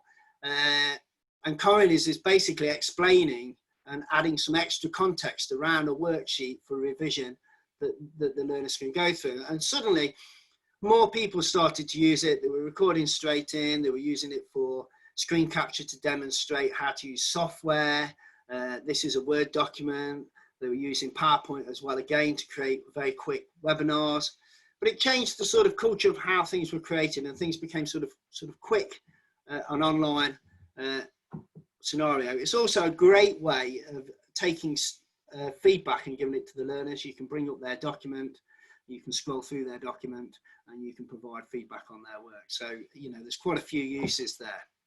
So, I mean, that really is instructional materials for learners, and they can be used in any flipped model. But it's more than that. It's more than just somewhere a YouTube video collection. And as I say, it can be as complex as you like, but it gets more interesting when you start to think about assessment. But just before we go on, it's just worth saying that, you know, because we do these case studies, we do get quotes from our students. And this is one from our law student who said, personally, they won't change a thing. It's an easy way to communicate our lessons. And the other feedback we got from these lessons were that they were easy to access. They could access them at times to suit themselves. They could rewind and watch as many times as they like. It helped them, because they could rewind many times, to think about the questions they wanted to ask, especially when introduced alongside a task or an assessment task that they needed to do. So that was the feedback we had from the learners. And from the lecturers was, as soon as the introduction of straight recording directly into Stream was introduced, you know, they said it was much, much easier. So the second use really is for assessment across the college. And this, again, started pre-COVID with our public services department. And then, again, has spread gradually across the college. And so the initial start point was practical demonstrations or practical assessments where learners could record their own demonstration to illustrate they understood a particular point. And they went through that for motor vehicle, electrical installation, again, public services. They demonstrated how to map read for their land navigation part of their course. And then it went on to presentations. So same kind of way in the classroom, and as was said earlier by James, you know, we're trying to provide tools. And while we're online, it's important to provide tools that can simulate the good practice that you would have in a classroom. So often, you know, you break groups out into doing presentations. They do a presentation, they come and deliver in front of the class, and then their peers assess it.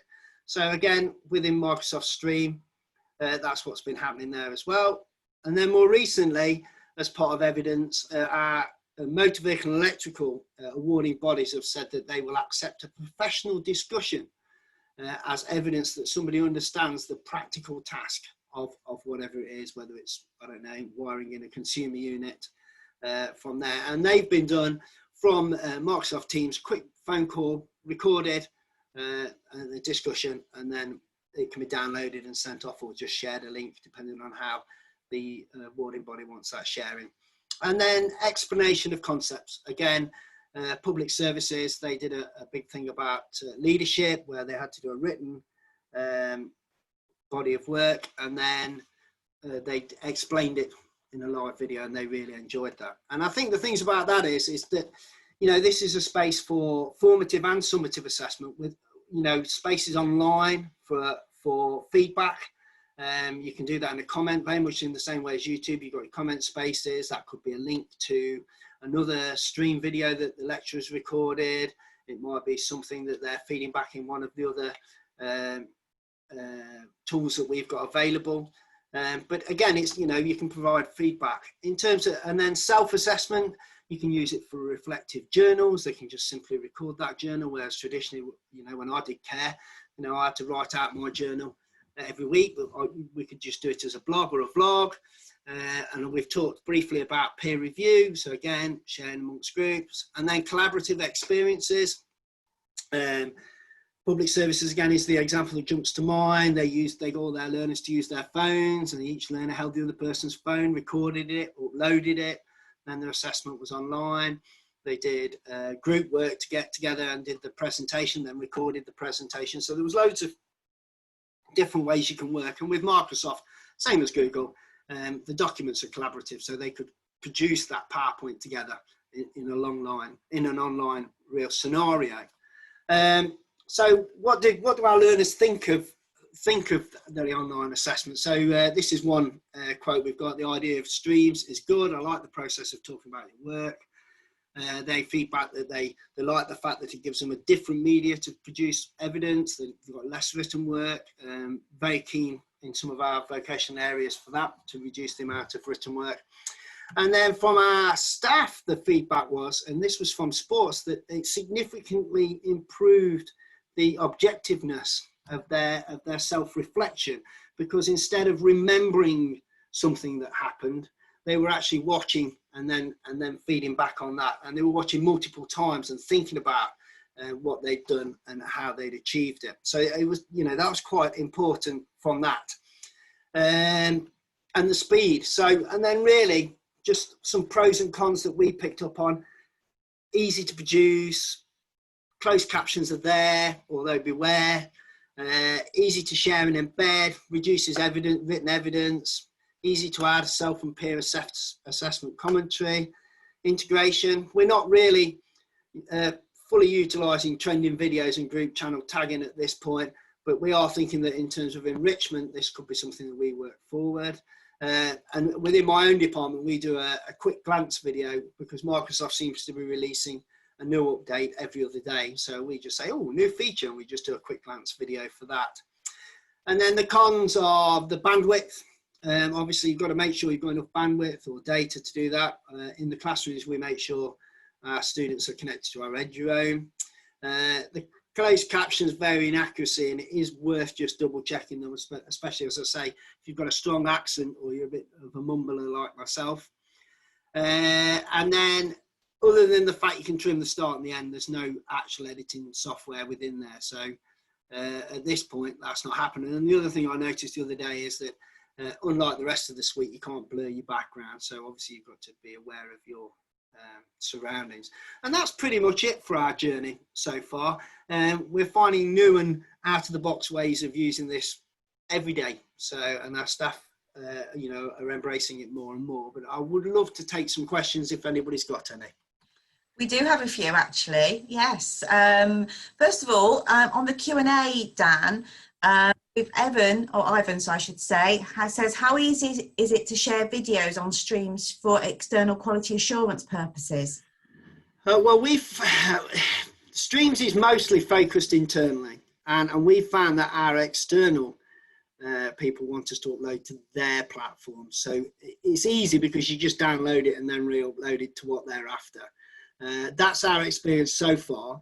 At the minute, our Microsoft installation is very much an internal installation. We can share some things externally, but we're more tied down simply because we've introduced this early on and then rolled out wider as part of COVID, but it was a very quick deployment. And so what we've done is we're trying to err on the side of caution and learn the lessons and then gradually expand that going forward. So I mean, yes, if you find other ways of doing things, that'd be great to find that out. Well, I'm learning this morning. I've learned 2 new techniques this morning. I know next time to do a webinar, I put it straight on YouTube. Thank you for that. One other question. Isla asks, how do you edit the video? Do they use a particular software? Or Yeah. So in terms of, we've got Adobe license across the whole campus, so they can use Adobe if they want to do more advanced editing. Most of our lecturers are just doing one take recordings. That is the truth of it. The majority of work that goes up there is either a one take recording, or they've recorded it.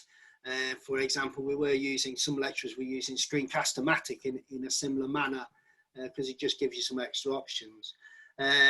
It's only the people like Adam and the more technically adept that are using Adobe, and obviously he spent some time editing that video up front. I think he even produced the music, to be fair. So, but yes, there's loads of things out there, obviously. Which Thank you. What's really great about this using the chat is that Nick and Steve and everybody behind the scenes and Mark are actually answering some of these questions that are coming up as we're going through, which is wonderful. Jeremy asks, where is the camera in Stream for assessing presentations? It's in terms of doing that. Well, they're basically what the learners did. The public services learners recorded it on their mobiles, and they just sat at the back of the class while somebody presented at the front. But you can just do the capture options in terms of stream capture. You just go in, load your PowerPoint up, click record, choose which screen it's on, puts a little video of you in the corner, and you just go through that way. And again, it's like a real quick throwaway one take. You can pause it at different points if you need to in between the slides.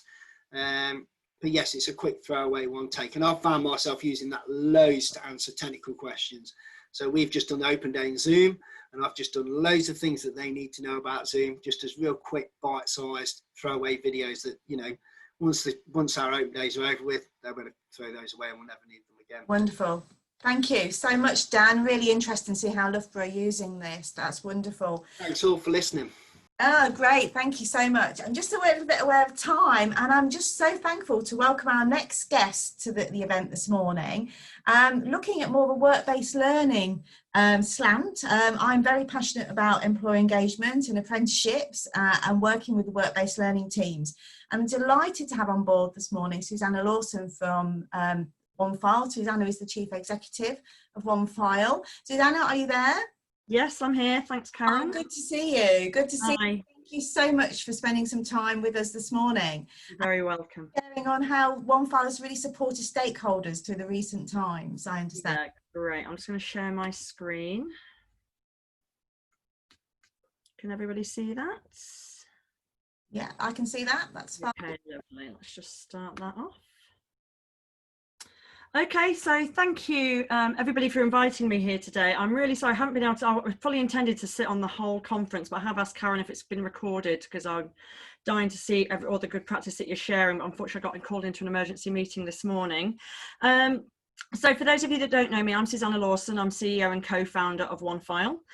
Those of you that don't know OneFile, we're an edtech platform in the further education vocational sector, primarily for apprenticeships, but customers also use us for BTECs, traineeships, study programs, employability, a whole host of vocational training. And we do have employers also using OneFile for bespoke vocational courses. So for example, a third of the UK's police force use us from taking officers into sergeants exams, etc. So I'm here to give you a whirlwind sort of view of how our customers have been seeing the world since COVID and lockdown, because obviously, as you guys have been discussing this morning, the world has completely changed in the last 3 months. Now, we actually changed our vision at OneFile earlier on this year to a world where everyone is learning for their future, and I think more so now than ever that is true. So just to give you a very quick background, I co-founded OneFile over 15 years ago now. I was an apprenticeship assessor. My background was care. I was working in nursing homes.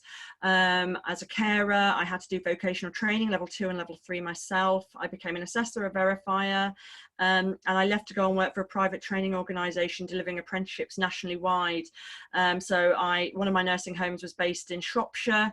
I would drive 3 hours from Manchester to get to the nursing home, and the apprentice would see me walk through the door and say, "Oh my goodness, I forgot you were coming. I didn't bring my file in today." So I would be like, "Oh my God, I've got a 6-hour round trip and cannot see where you're up to." So that's where I became a bit obsessed with using technology to make it easier. My partner at the time was building websites and databases in our back bedroom. He had his own company, and we decided to put our skills together and build OneFile. So that's where we're at. So what are we seeing in the last 3 months? So we have over 700 training providers, further education colleges, universities, and then employers who directly contract with us. So we're getting a lot of insight from a lot of the providers out there delivering vocational training. So on OneFile, we've actually seen a 50% learner registration reduction. That has actually started increasing again in June, which has been quite interesting. We've been wondering why that is higher than probably the overall national average. And what we've seen is a lot of our customers are putting other qualifications online, not just the apprenticeships, where the starts have decreased. So they are looking at which other qualifications can they put on that they would normally deliver face-to-face, but they can continue to deliver and get funding for online. We've actually seen 100% increase, and that would have increased by now because that was in beginning of, middle of May, of our Learning Hub courses usage. So we have a VLE LMS in OneFile, and obviously during this time, everybody's had to put their learning online and set up quizzes with the SCORM packages or PowerPoints or videos, however they're using it. But we have seen a huge uptake of the VLE side of things. We've seen a 20% increase in tech support inquiries, which you probably would expect because people are using features now that they haven't used. They've been there for years and they've never got around to implementing them. We're talking about people's digital strategies accelerated by 3 to 5 years during this time. So whereas people didn't use all the functionality in OneFile before, they're now having to. So we have seen a 20% increase in people calling or ringing up asking for support in the system. And on the back of that, we've seen increased numbers on our webinars, and we have put on specific webinars for COVID on specific features that we think people will be using. As I mentioned, we are now seeing an increase in the different kinds of qualifications being requested. So, like I said, people that hadn't put employability on the system, somebody said, oh, we've actually seen an increase in traineeships during this time, which is very interesting. So people are thinking ahead and thinking outside of the box about what qualifications can they put online to continue getting that income stream. And what we're also seeing is customers taking some time to prepare for the future. What they want to do is ensure that during this time they are set up for online delivery. They know that necessarily moving forward 100% won't be online, but they're now seeing on how they can make that more profitable for them in the future as we come out of lockdown. So what are our customers seeing? So quite surprisingly, and I'm sure some of the previous speakers have talked about this, they're seeing an increase in learner engagement. Hopwood Hall College in Manchester have actually seen a 37% increase in learner engagement during the lockdown. And actually the feedback from the learners is that they appreciate having some kind of structure to continue to during this time. So they're saying, right, we're still going to have a class at 10 o'clock in the morning, which we expect people to attend, or you're still going to be set work to do.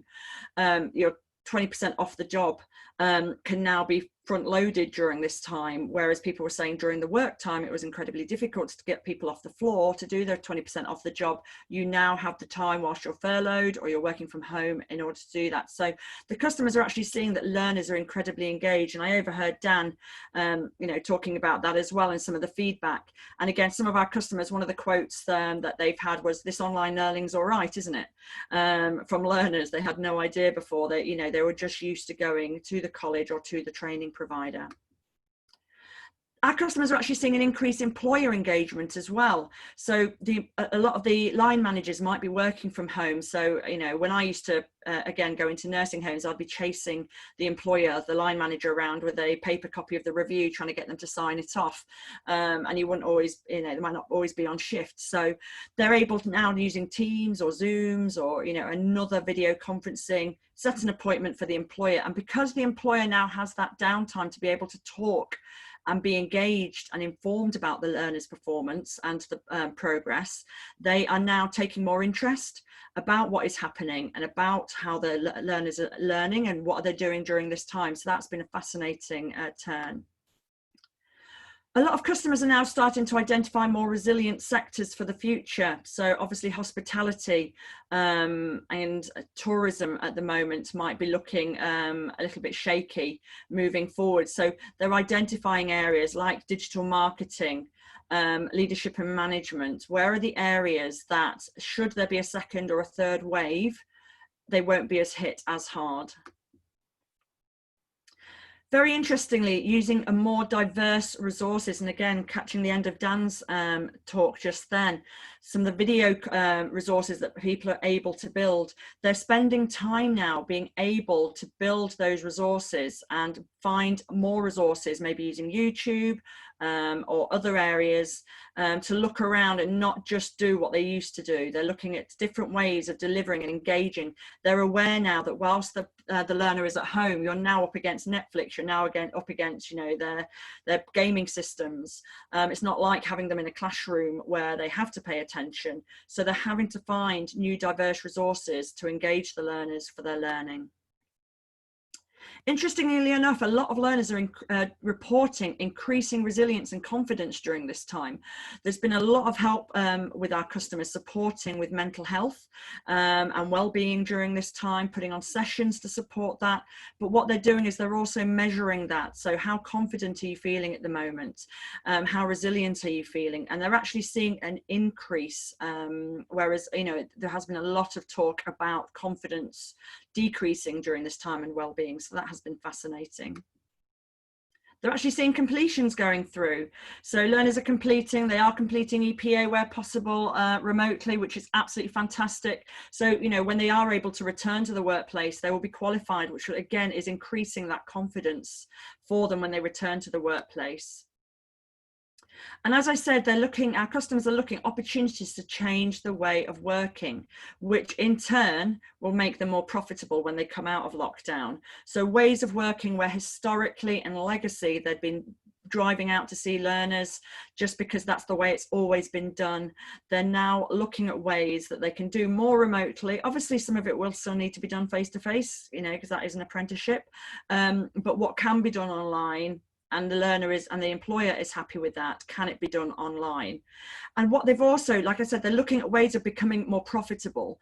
And what a lot of our customers are seeing is they're producing content, and some of it is absolutely fantastic content, but not every other training provider has the skills in-house to do that, or they don't really have the time or the inclination to do it. So a lot of our customers are thinking of ways that they can commercialize their content. Is that if they use it and their learners are really engaged with it, could they sell it to another college, another training provider, or an employer for them to use with their learners as well? So again, if they can commercialize something that they're doing in-house anyway, that's going to bring more revenue, and the return on investment of spending that time creating that resource increases for them. So what specific tech solutions and features are helping our specific customers? And obviously these features are available on other ePortfolio systems.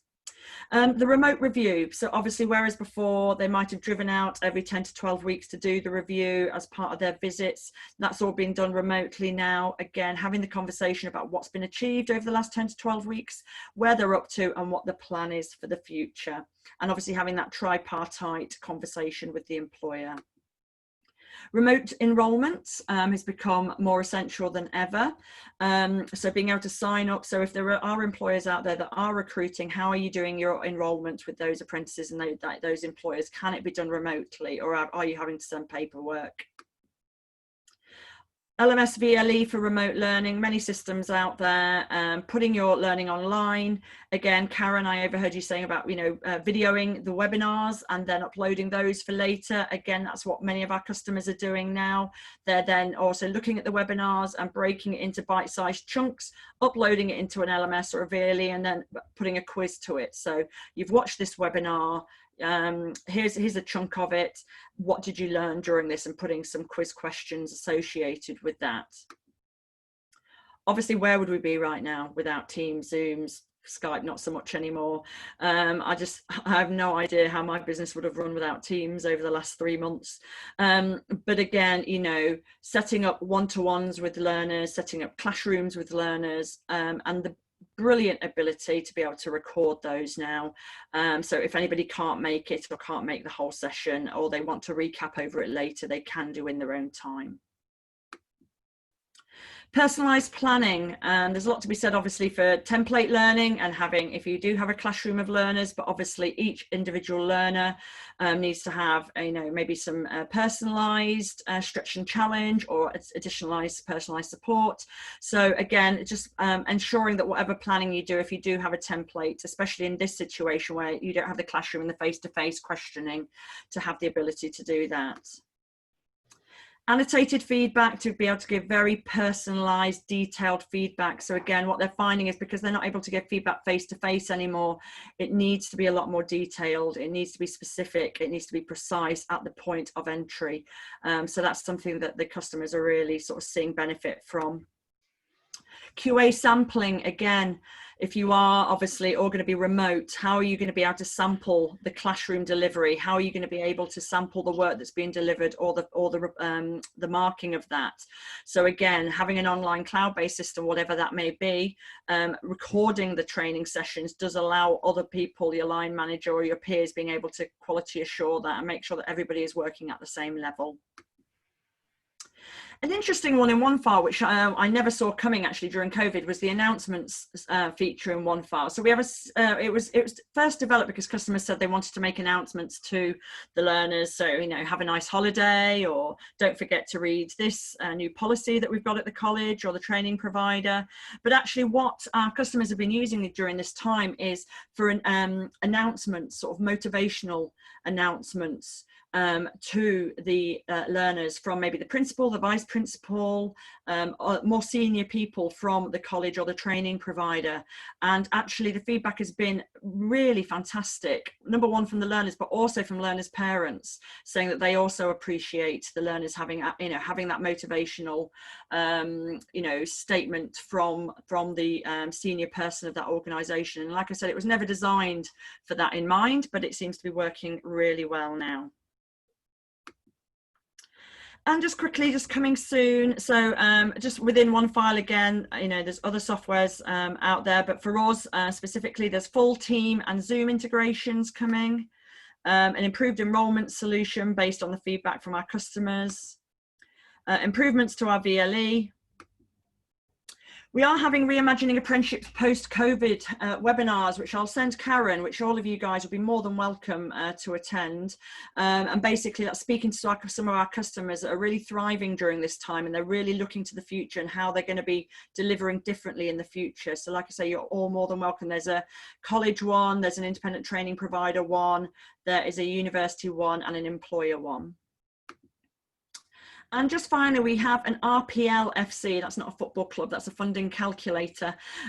So basically, at the beginning, when you're enrolling an apprentice, you should be taking into account the recognition of prior learning. So if, for example, the funding for that apprenticeship is 27,000, what this will do is there's a scorecard where the pre-apprentice can rate where they believe they're up to with the knowledge, skills and behaviours.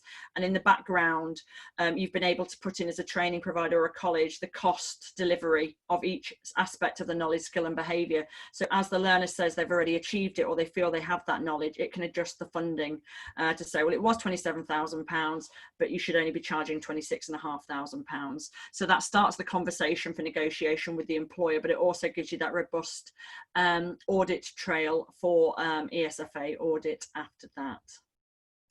So like I said, I was given 15 minutes, so I hopefully I've kept within time. And that was just to give you a very quick overview of how how our customers are using technology and how they're coping during the lockdown. Wonderful. Thank you so much, Susanna, for joining us this morning. You're very welcome. And it can be, we're working for these large organisations and these large colleges that the employer engagement on can be a little bit forgotten at times. And it's actually to have you on board, just to share what you're doing to support the sector during these challenging periods. No problem. Wonderful. Thank you so much for joining us. Thank you. Lovely. Next up, we have a couple of colleagues from Derby College Group. We have Melanie Lancer and Mark Dixon, and they're going to be sharing what Derby College Group are offering their staff and their learners in terms of their blended learning model. So good to see you both on board. I'm going to see if I can share both of you at the time when you're sharing. Are you sharing your screen, Mark and Mel? Yeah. Lovely. Yeah. So, say, Yeah, we're doing it together, Karen. Lovely. Thank you both. Lovely to see you both on board this morning. As I say, what I will do, I'll try and allow all participants see both of you. I'm not quite sure if that's... No, you just need to allow Mark. He's sharing. Oh, is he? Mark, it's over to you. Is that now sharing with everybody? I can't see it just yet. Okay. I can see you. Share sign as well. Click on your share screen at the bottom. There we are. It's coming up now. Yeah, we got it. Brilliant stuff. Lovely. Got you. Oh, right. Hi, everybody. Nice to see so many people as well on the meeting. It's brilliant. So over the last 5 months, we've seen such a massive effort and activity at the college with all of the staff responding to the COVID-19 crisis. We were presented with an emergency, and we attacked it with sort of effort and rolled our sleeves up and got stuck in. Mark, just to let you know, we're seeing a blank screen at the moment. Of course we are. But I mentioned before you went any further and got really into your conversation there. Yeah. Wonderful. Oh dear. There we are. Yeah, can you see the presentation? Yeah. So yeah, I'm the TLA innovation lead, and I'm kind of digital technologies is my thing. So it's bound to go wrong at that point. So yeah, so we've had this kind of massive effort, and we've had a problem presented to us, and we've kind of gone for it, rolled our sleeves up, and now really it's the real work begins. We've got to keep that momentum going. We can't go back. The skills that have been developed over the last 5 months have been phenomenal. But now we're getting over that kind of initial push, and it's about keeping that motivation going and planning the curriculum for this challenging year ahead. So Melanie, as the Director of Teaching, Learning and Academic Support at the college, went away, pulled the 5 pedagogies together, and then I was given the task of making that look pretty and giving it and sending it out. So I'm going to show you the video. It's 3 minutes, and then Melanie's going to talk about the pedagogical models that we're using, and then I'm going to talk to you about how we're actually supporting our teachers and wider staff to actually use those pedagogies in their teaching and learning. So here we go. Planning and implementing your post-pandemic recovery curriculum 2021. The ongoing impact of the global COVID-19 pandemic and its likely political, economic, societal and educational repercussions looks likely to dominate how we plan for our curriculum moving forward. We are aware that there is no one-size-fits-all model. The recovery curriculum is a tool to support you with the challenge of planning your curriculum design for 2021. It's made up of 5 pedagogical models that combine face-to-face and online learning. These are the seminar model, the pre-learning model, the post-learning model, the separated model, and the simultaneous model. With the seminar model, the students participate in a large group face-to-face webinar style session, which is also recorded so students can review it again at a later date to reinforce learning. The recording is also available for anyone who misses a session. There are then smaller seminar style groups for either classroom or virtual face-to-face sessions designed to consolidate and promote higher order thinking skills. Teachers may set additional tasks or activities in readiness for the student seminars. The pre-learning model. This is where students complete online or paper-based tasks independently prior to face-to-face sessions. The online tasks are designed to enable students to learn content and focus on knowledge and understanding, allowing for the face-to-face sessions to focus on more challenging, higher-order learning with the support of teaching professionals and peers. The post-learning model.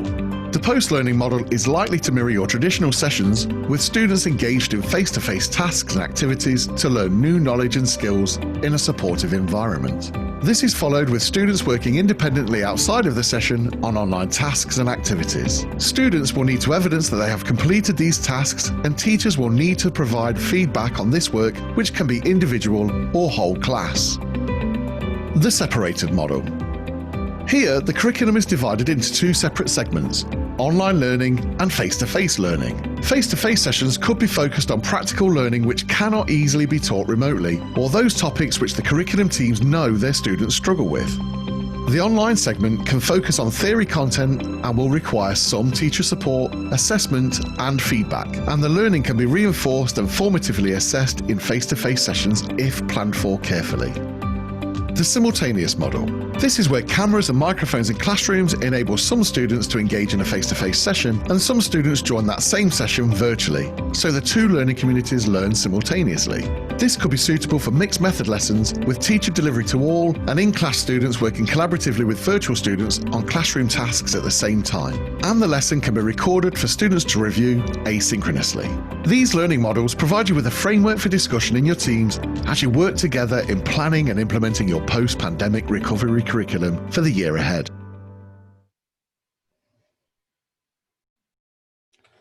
So, over to you, Melanie. Okay, thanks, Mark.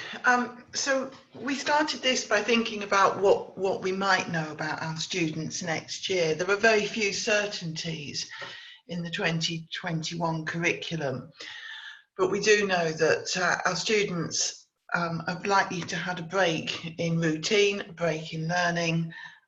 They might have gaps in their learning. Their GCSE qualification outcomes might not be as reliable, and they might, we know that they might struggle to access our systems remotely if they're new to our college. And we also know, and I know that other presenters have spoken of it, that many of our students experience digital poverty and that their home learning environment is actually not a learning environment. So there are barriers, there are only a few certainties. We don't know exactly what we're planning for, but that was our starting point. Given that we are going to be offering a blended curriculum, at least in the first term, we started to think about how we are going to build social belonging, relationships with teachers and between students, and rapport. We are aiming to limit the number of professionals that work with a student. We're calling this the triangle around the student. So we're limiting the curriculum teachers wherever possible, so that the student is able to build that relationship more quickly. And more importantly, the teachers are able to learn about the student quickly. We do need to have some sort of ownership of students in the circumstances that we're going to be working in. So as you've seen in the video, we've sort of put together 5 potential models. We're not saying that only one would work, they can be blended. And the seminar model, where the teacher is delivering in a webinar style to many students and classroom-based learning to a few students, this does allow for the discrete pedagogies. We've all been learning how to deliver completely remotely. Our teachers made huge progress with that and are able to use that skill, and then in the classroom they can use the skill that they've developed over many years.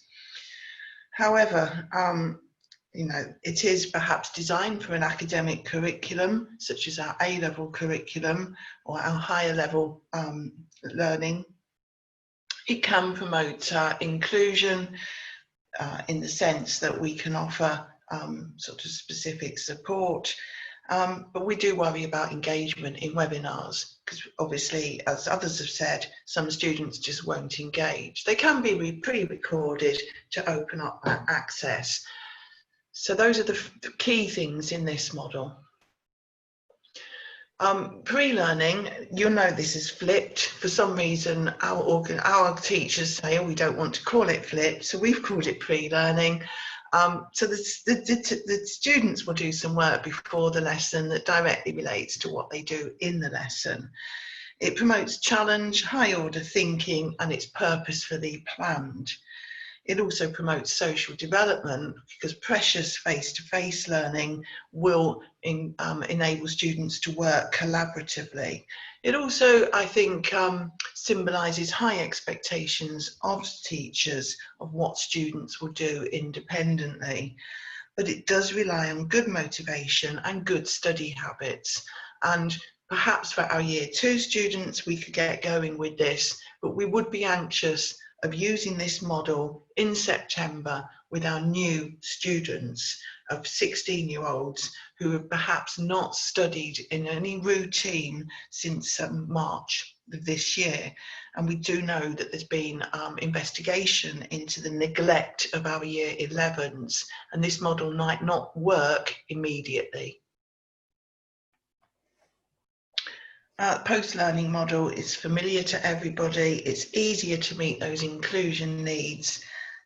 We do think that it would work particularly well for those programs of learning which require teacher explanation, because there are challenging concepts for students, and teachers can actually make those concepts accessible in that face-to-face learning and then send the students away to do practice. For those teachers who are not very confident with technology, this could be their comfort zone. However, it does increase, I think, teacher workload, because there is a burden on teachers to do all the checking of that post-learning and provide some sort of feedback. So those curriculum areas selecting this will need to think very carefully about how they manage the teacher workload and the student expectation. The separated, where you've got your curriculum in two separate side-by-side groups. Our English and Maths GCSE RESIT curriculum will be using this model. They will be, they know what students find hard, they know why they haven't passed, they will be devoting their face-to-face time on those topics and providing online practice. Again, teacher resource for online progress is critical, because that needs monitoring. And of course, student engagement in that online learning is important. So there's quite a lot of content development required. We're also using that model for our practical courses. So let's take equine. When those students are in college, they will be on horses. They will not be sitting in classrooms. Because they can't be on the horse at home. And therefore, the knowledge-based learning in those sorts of courses will be the online segment. And finally, we are piloting in a rigorous research-informed approach a simultaneous model. We are equipping 6 classrooms and 1 workshop with cameras that live stream a face-to-face lesson for others to join virtually. This promotes a community of learning of those in the room and those who are joining virtually. It also promotes asynchronous learning, because we can capture that lesson for students to view, whether they were in the lesson or virtual. However, we do have significant investigation to do, because we think it requires immense teacher skill to manage 2 communities of learning in 2 separate sort of places and 2 separate mediums. And we are going to be exploring the student experience for those joining virtually in detail. We worry about the pace of the lesson and whether virtual students will slow the pace down, and where there is no evidence base for this type of teaching and learning to working in FE, which is why we're pioneering a piece of research on this. Brilliant. So how are we going to support the teachers to use these curriculum design models ready for their start in September? So we've kind of worked in straight away with the heads and team managers. So they've had the video, they've had a PD session around the models, and they've gone away. They're in the best position really to look at their curriculums and think, right, okay, so which of these models are going to lend themselves best to what we deliver. Melanie and myself, we manage 11 advanced practitioners, and they go out and work with the curriculum teams. They're kind of paired up with curriculum teams. And at a team level, we've now shared the video. We've got a podcast going. Internally, we're sharing information. And then we're running professional development sessions at a team level. But we're also there to support the teachers at an individual and smaller sort of group level as well, because they need to be planning as a team. It's not going to work if you've got individual members of staff going away and creating their own stuff, because for one, it's going to be overwhelming for that member of staff to keep going, and two, it's going to stack work on top of the students. So it needs to be planned at a team level to make sure that it's manageable for everybody, and to also look at, you know, what is being covered, and it's not going to be, you know, we're not going to be covering the same session 3 times in a week because 3 different people are making the same stuff. So it's about consolidating what they're already doing as well. We've developed a couple of things to support the teachers with this. So we've got here, we've broken it up into 3 sort of sections. So what are they going to be doing outside of the classroom, virtually? So that might be still synchronous learning, but outside of a face-to-face session.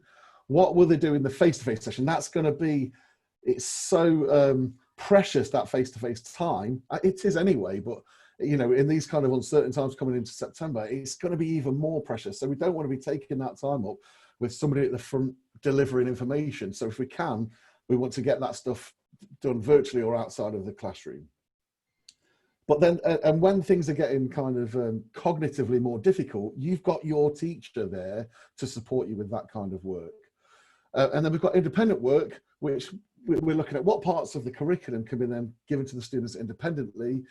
So some of the kind of, the new exposure to new content, sort of that information that we normally give when we're introducing a topic, that could be done independently, so that when they come into the session, either virtually or face-to-face, they're ready to go with that information already, and we can move things along quicker and actually use that time more effectively. We've also created a checklist for the teachers and the teams to use, where they're looking at the model. So they can choose a model. So our engineering department are kind of leaning towards the flipped sort of pre-learning model for a lot of their courses as their kind of core model. But they can choose from the models as well, depending on where they are in the curriculum, how the students are getting on with it, and also the sort of content that they're working through. So it can be mixed and matched as well. And with the simultaneous model, which for us, we're probably most cynical about, that's why we're creating a pilot, because we want to check the validity of this method and the effectiveness of it.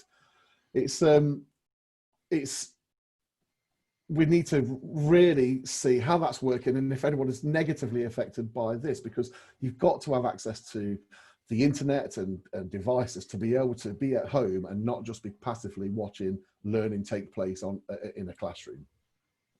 So it's about us working with the teams, giving them as much support as possible, because I think in September, not only we will be supporting them in their teaching and learning and their practice, we're also there to support to kind of keep their morale going and keep that motivation going.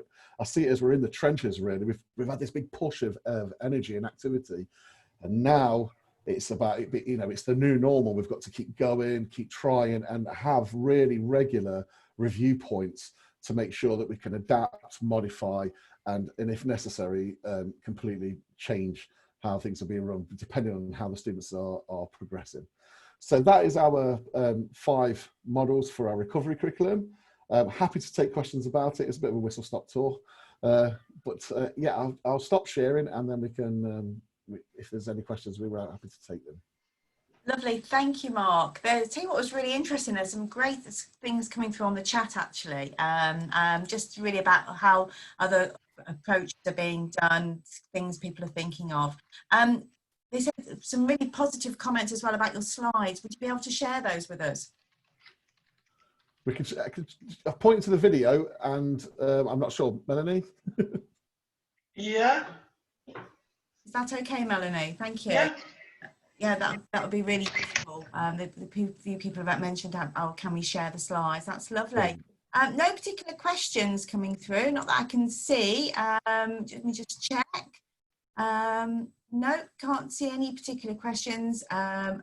We've Beverly Whitefoot is asking about how we've split the students at the moment. Oh yes, yeah. That is a really difficult scenario, because you've got students who are at risk or vulnerable and need to be at college. You've got students who might not be able to have the access to the internet, so we need to take that into account, as well as kind of possibly using a rotation sort of system of students coming in, depending on which model is being delivered. And that has got to be, that's why it needs to be at a team level, because you need to know your students. So obviously the second year students, if they're returners, we've got more of an understanding, but it's going to be so important for the new students coming in that we get to know their situation as soon as we possibly can. Yeah, lovely. That's great. Thank you so much, Mark and Melanie. That's wonderful. Right, so we are running over just a little bit, I'm afraid. Just some really interesting points that are being made throughout this morning's session.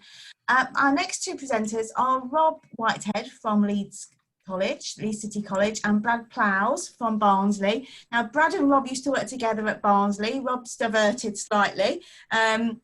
But the team came along and presented to us a little while ago at the Skills and Education Group in Nottingham around some of the great work they're using in technology. And today they're sharing some work with us today around technology. But I think I'm showing my screen. Is that right, Rob? I think I'm going to attempt to... You're going to give it a go, are you? And present it as well, yeah. So if you bear with me a moment, I'll just get that up.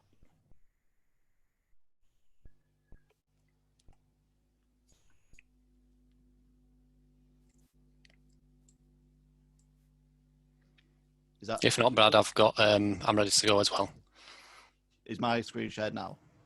No, I can just see you at the moment. There we go. There we go. Wonderful. We're on. Are we good to go, Karen? We're good to go. That's great. Where's yours? Thank you. Hi, everyone. My name's Rob Whitehead from Leeds City College. Like Karen said, I used to work at Barnsley College. I think it was about 3-4 months ago now. I moved to Leeds City College. So I'm the Deputy Head for Curriculum and Innovation in the Digital and IT department. But I used to work with Brad, who will introduce himself in a minute, at Barnsley, in the Learning Technologies unit, so in his support department. So I've moved from a support department back into an academic department. Brad? Yeah, and I'm Brad Plowes. I'm the Learning Technologist at Barnsley College. I've been there now for roughly about 4 years, and I worked with Rob for about 3 of them years. So we kind of took that plunge together to dive into more innovative technology that we could use at Barnsley College, and obviously Rob will now take these onto Leeds City College with him. Yeah, so that's a bit about me. Yep. Thank you, Brad. So yeah, we're going to be talking about drone technology in education. So one of our kind of remits at Barnsley was to obviously look into new and immersive technologies, etc., and see how we can use technologies that are not necessarily related directly or associated directly with education. You know, they're used for other things, maybe they're used in employment, and see how we can apply that to our different subjects. And one of the things that kind of we kept kind of saying, it was a bit of a pipe dream at the start, I think, was about a drone. Could we get a drone? And you know, they use it in employment. I know the police use drones. They're starting to use them in construction quite a lot now. So we said, well, let's put one in. Let's put one in business planning and see if the senior leaders will buy us one, and then we can have a think. You know, we had lots of ideas initially anyway, so we were lucky enough to get one. So if you just move on, Brad, to the next slide, and then Brad will talk you through the drone that we managed to get hold of. Yeah, so the drone we managed to get a hold of was the unique Typhoon H. We're aware that there's more drones available, and there's a various range of drones that you can get that can lean towards more the cheaper versions or the more high-end expensive versions. So we kind of went around the middle with this drone. We wanted a high quality camera, which this came with a 4K one. It was roughly around about £1,500, and we kind of bought a few extras with this. The battery time for this specific model is 25 minutes, and we thought we're going to need a couple more batteries with that in order to kind of capture the footage that we'd want with the time that we'd get. So we kind of bought some extras and some more blades just in case. But yeah, that's the drone itself. Yeah, so the next thing the initial thing we were kind of thinking about was not only getting the drone, but how do we do this and how do we do it the right way? So obviously there's licensing, there's training, there's qualifications that you have to go through. So essentially we paid, obviously, as Brad said, we paid an amount for the drone, and then there are cheaper alternatives, clearly. I mean, we were lucky enough to be able to get one that were around about that, £1,500 mark, but there's ones for kind of anywhere between £500 and £1,000 that are really good. I think the Mavic Pro is quite a popular one as well, if anybody's interested. But essentially we needed CAA licensing. So CAA, for anybody who doesn't know, is Civil Aviation Authority. So we needed a license. I think the license was about £250 per year, if I'm right in thinking, Brad. Yeah. The training that we had to go through was £600 each. We were lucky enough to get 4 of us on that, but it might be that you get 1 or 2, or however many you're allowed, if you like. The training was really good, really informative. We're going to go through some of the bits and bobs that we went through in the training on the next slide. But the training was theory and practical, and then you had a little bit of an exam at the end. But really informative and what have you. The other thing, you have to have insurance for commercial flying, which again is about £200, something like that. So there's quite a cost to it, but I think if you don't need or don't want an expensive drone, you don't have to. You don't have to, and that can bring the cost down a little bit at least. So go on to the next slide, Brad. And yeah, so as Rob was mentioning about what we actually learn on the training, you have to learn a lot about meteorology. So in terms of like the weather, is the weather going to be good enough that day in order to partake in a flight and get the footage that you wanted? So for instance, you have to take into account the wind speed and the cloud coverage on certain days. If the wind speed is too much and you can't safely take off with the drone, then you'd have to put back your flying to another day or plan that for another day. You also have to take into account both immediately what's around you and then the bigger picture. So I'll discuss first about the immediate surroundings. So when you're doing your initial plan to fly a drone, you do it from a set location. So for instance, we've got several campuses at Barnsley College. We did a major plan for our main campus, the Old Mill Lane building, and you've got to take into account your takeoff. So you've got to be 30 metres away from people when you're taking off.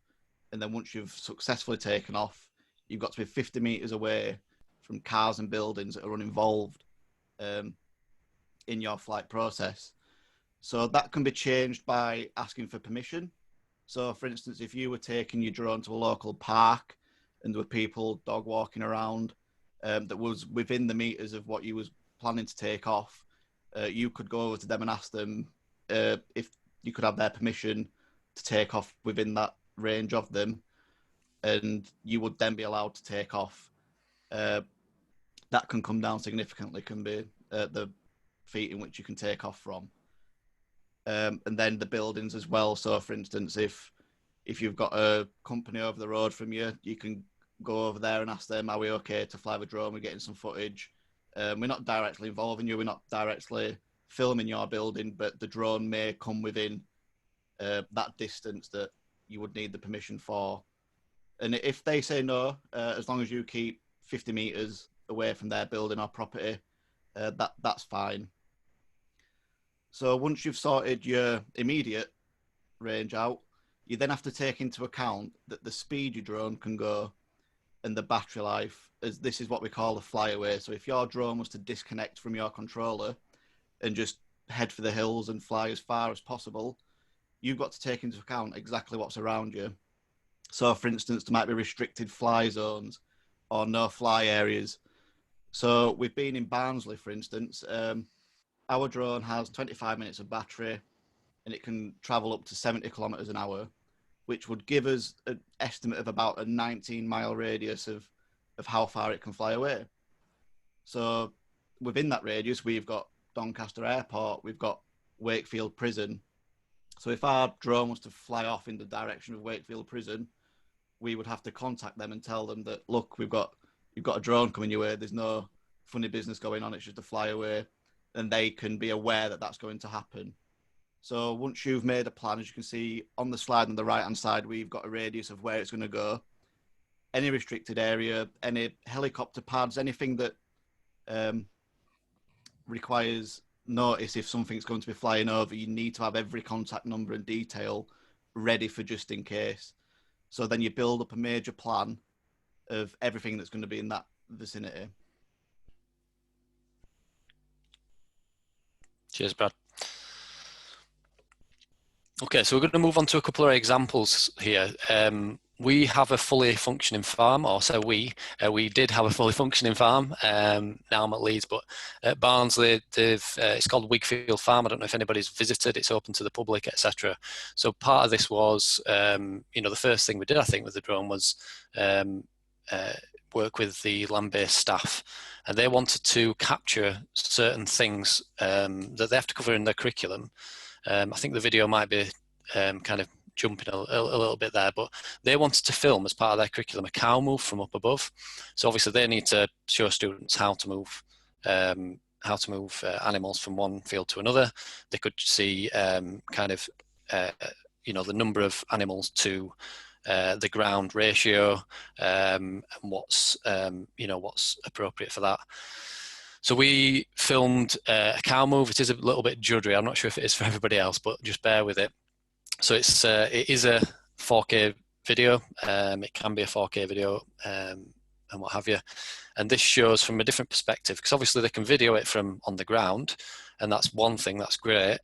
But it's completely different. It adds a completely different dynamic to the students' learning, in that now they can see it from above.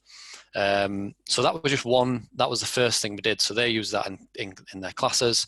They were able to analyze that and take an in-depth view on how and how difficult it is really to move animals from one field to another. And it was kind of quite a long way down the lane, and there was cows kind of running off and all sorts of things. So it really good to analyse how they could have done that better and all that kind of thing. So that was just one thing that we used it for.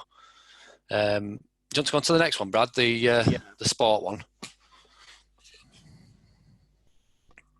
Yeah, so this one is a kind of a recording of the training session before a match that the football team put together. So this is really beneficial in a way that they can take this footage after the session, and then they can sit in a room with the teacher, and the teacher can go through the drills that they've been running. They can see what they need to do when it comes to the game and how they're going to be doing the movement in the game. And it's just good for them to receive that feedback from another angle, and they can kind of see a top down above, so you can get more tactical with the way that you put this training session together.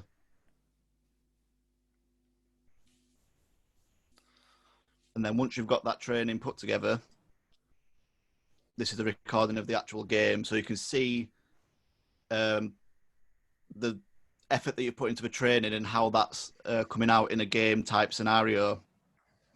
And this is also great for learners to kind of self-assess on their own performance, and they can analyze it together with the fellow teammates. They can analyze it with the teacher and the coach, just to kind of see where things went right, where things went wrong, and work on that together. So it's just a really good self-assessment tool as well. One thing that this can also be used for is for both marketing and promoting the team and promoting the games that have been going on. And you also kind of get a Sky Sports-like feel by seeing your game in this situation. You're seeing the game, how it's been played here. So this would also be good for our media and broadcast students. They could maybe take this footage and commentate over it or they could analyse what's going on. And with the introduction of things like VAR, we could create the zone scenarios in a real life situation where we could ask learners to gauge whether it's offside or not, whether it's a foul or not, and kind of look back at that kind of thing. Okay. So they're just a couple of examples and what have you. Probably the first two that we actually did at Barnsley there. Some of the other ideas, I'm just conscious of time here because I know there's some of the presenters. So I'll try and whiz through this. So this is the last little bit. We had a thought about different ideas, you know, future ideas. What could we do? And obviously, because of the situation, it's took a bit of a backseat for Barnsley at the moment. But obviously construction, so we discussed with construction staff being able to get on access to sites in Barnsley, because there's quite a lot of kind of construction sites at the moment in Barnsley, creating new, I think there's a new shopping centre and other bits and bobs. But to be able to get onto site and access, you know, either places from a height or whatever that they need to see with the drone, obviously with the permission of the company that's building, would be really useful for construction students. Public services were another great one. We had the idea of creating a scenario of some kind of criminal activity, so mimicking how police use this as you know, to catch criminals or whatever. So you see the programs on the TV. I'm sure people have seen those where, you know, they're either in a helicopter or they're using drones or whatever to track down criminals and they're running away. Setting up a situation like that and getting them to see, you know, how they use it in the police force, for example. Geography, another one. We had lots of kind of questions about using it. Geography around the different land and the different terrains and that kind of thing. Maths and English. So maths could be area, perimeter, that kind of thing from a distance from up above. I think that's where we started using it with maths. And then English, just how good would this be for creative writing or for descriptive writing or something like that? You know, just an idea there. Art is an obvious one, and then digital and IT. Obviously, I'm thinking about it from my perspective now in the digital and IT department at Leeds City College. My initial thing really, when everything's back to normal, probably 2021 now, seeing if we can visit Unique, which is the brand of the drone, and you know, see how the background of it works, see how the computer works in the drone and in the controller, etc., and all that kind of thing, and then getting them obviously using it and maybe applying it and using it within different departments as well. So that's it for the future ideas. There are many more, but just conscious about time here. There's a bit of video just to finish off. There's opportunity for Q&A. I can see some questions in the chat if you want me to just go for it quickly, Karen. I think there's just 1-2 questions maybe. Mark's asked how worried were you about crashing it? Yeah, I mean, it can happen. You know, when we had this training, they said, you know, you'll probably crash it at some point. But essentially, the training that you have, if you follow the rules, like Brad saying earlier about the 30-meter takeoff and then 50-meter when you're in the air, as long as you don't go over, I think it's 400 feet up and 500 meters across, and it has to be in your visual line of sight. As long as you're keeping these, you know, to these rules, not flying it in heavy rain or not flying it, you know, when it's low visibility, you limit the chances of that happening. But yeah, course mark, yeah, it could happen. It could happen. And you can take, like, obviously stuff like a strong gust of wind can come from nowhere, and it could potentially, that kind of thing can happen, and that's why we have the insurance, and that's why exactly for that. It's just like with anything, it's a possibility, and if it does happen, then you just work with it and you do what's best. The insurance is the key there, isn't it? You know, you get paid for. Obviously, the next year's price will probably go up like it would if you had a car crash, for example. But it's just the way it is. As long as you're careful and what have you, and things happen, unfortunately. But it's just the way it is. Thank you. If anybody's got any other questions, just feel free to fire away. I think all the questions have been answered, actually. Okay. We've cut them all. That's great. Cool. Yeah, actually, most of the comments again were coming through, sort of saying, "Thank you so much for sharing," and you know, great use of the technology. So that's wonderful. Thank you both of you. No problem. Last but not least, we're over to Steve, and there was a reason I put Steve towards the end of today's agenda, mainly because he's rubbish. Oh, not at all, Steve. No, Steve has been a real support to me since we've come into lockdown over the last 3 or 4 months. You know, really in terms of innovation, ideas, being able to share a session, and just really allowing us to see how what the future holds for EdTech. And moving that forward. So I really thought it would be great for Steve to finish off today, because they say he knows far more about it than I do, although I'm passionate about what goes on in terms of technology, but probably don't have the underlying skills and knowledge that the team and those that have provided input today have had. So yes, over to you, Steve. Yeah, thank you very much, Karen, and very kind. Can I just check my screen is shared okay and you can see my presentation? Yes, certainly is.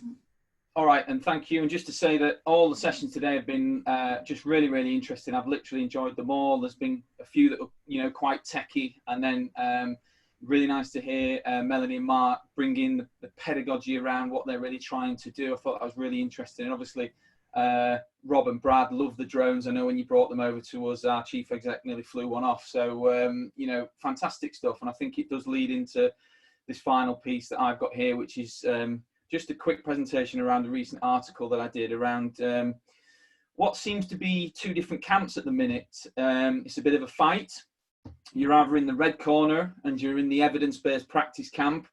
So I've put a little Twitter screenshot up here of Tom Bennett, who's obviously you know, one of the leaders of the evidence-based camp, runs Research Ed, works very closely with other people in this field, and a lot of the publications are across this. And you can see from the tweet here, from sort of just post-lockdown, a bit of a naughty tweet that riled the EdTech community up. And then I've put another tweet on from Bob Harrison, who's obviously done some really, really impressive stuff in terms of the blended approach in digital technologies. And you may wonder why I didn't put a quote on from each of them on the same thread arguing with each other. It's because they blocked each other, so we can't actually do that. So you know, it's something that I'm really interested in as somebody who studied my master's and doctorate.